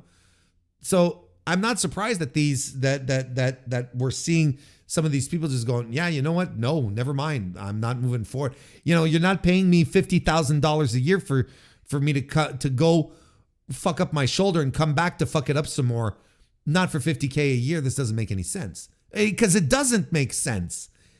Yeah, right? Like, it doesn't make sense. And good for her if she has other avenues, if she wants to put her education to good use. I don't know what she's going to do moving forward, but I mean, good for her. If it doesn't work for her and she's like, nope, that's it, I'm done. So be it, right? Yeah. So I'm not speculating about her going anywhere. Her message that she left on her Instagram sounds like a message that says, I am done with this. That's what it sounds like. So I've got no ideas or indications as to what her next stop could or should be. Hiring athletes from other sports probably worked better back when in-ring standards were so low. But it was mostly, the thing is that it was mostly football players. It was mostly college guys who's like Bill Goldberg. It was mostly football because you needed to be big, sturdy. You had to be able to lift things, And Goldberg was the perfect example of that. A guy who even went pro, but got injured and didn't have any prospects. Football was all he knew. And then he runs into Sting and Luger at a gym, and they say, have you thought about pro wrestling? He says, no, what the fuck, And he starts training, and the rest is history, right? Hacksaw Jim Duggan was indeed a football player. A lot of guys were. Dr. Death Steve Williams. The correlation of and you'll understand what I mean. When I say failed football players, right? What I mean is football players who never made it to the pros or in any significant way, the transition from being a failed football player to pro wrestling happened more often than not, right? Why do you think Jim Ross would always make such a big deal out of it back when he was commentating in the 90s, talking about the athletic background that he played football for, Ohio State or whatever the fuck, right? And because that was most of the time a transition. It was a gateway to pro wrestling on that front. So it's like the football players, the transition has always been very clear, but the cheer captains, the tumblers, the gymnasts, the volleyball players, okay, that is relatively new. That is relatively new as far as recruitment pools go. And the thing is that a lot of these people, like I said, didn't necessarily grow up wrestling fans and didn't have stars in their eyes. They're just like, they just want to continue being athletes because they're in good shape. They've got, they're athletic, so they want to continue to pursue some athletic endeavors. And they're like, oh, this is an opportunity to continue to do something physical, right? But the difference as well, I think, AEW one is that sports medicine has changed so much, and just like training has changed so much than it was like back in the 80s and 90s when there was no training. Well, there was, but it wasn't sophisticated and well put together as it is today, right? So that's why WWE continues to have to have the performance center so that they can attract NIL students who are already used to working out and training in high-tech environments with, nutritionists and physiotherapists and all sorts of high-level specialists. That's why the PC still exists. You cannot send a college football player, right, who is deciding to transition towards pro wrestling. You cannot send that guy to train in, Al Snow's fucking warehouse in Ohio. That he's going to walk in, he's going to look around, and he's going to walk out. And he's going to say, what is this fucking rinky-dink shit?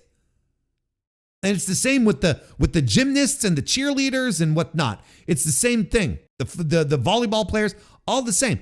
They're used to a highly precise, high precision, high performance environments. You're not going to send them to Seth Rollins' little hole in the wall in Iowa to do that. No, you're going to have like a high level performance center in fucking Orlando, Florida. And they're going to be like, okay, this actually kind of rocks. Because they don't care about fucking WrestleMania and all this bullshit. These people don't care about it. They care about coming in and being able to continue to do athletic endeavors. And they're going to do it in an environment in which they feel safe, in which they feel is professional, will accompany them, properly and whatnot. And, and then they realize, oh shit, I'm working for WWE. And that about does it for the very first edition of 2026 of the Mr. Warren Hayes Show. Thank you, everyone, for joining me. If you want more Warren Hayes content, I will be back tomorrow, Thursday, with the AEW Dynamite review, as we usually do here every week. I will also be streaming on YouTube later on in the evening, back next Monday for more streaming. Look, there's always something happening, so if you haven't subscribed to the Mr. Warren Hayes Show channel here on YouTube, I would say that this is the time to do it. Might as well start the year off on the right foot. Nonetheless, see, I wanted to say nonetheless and nevertheless at the same time, and I'm thereby extending this outro. Listen, thank you all, everyone, for being here, and I'll see you next time.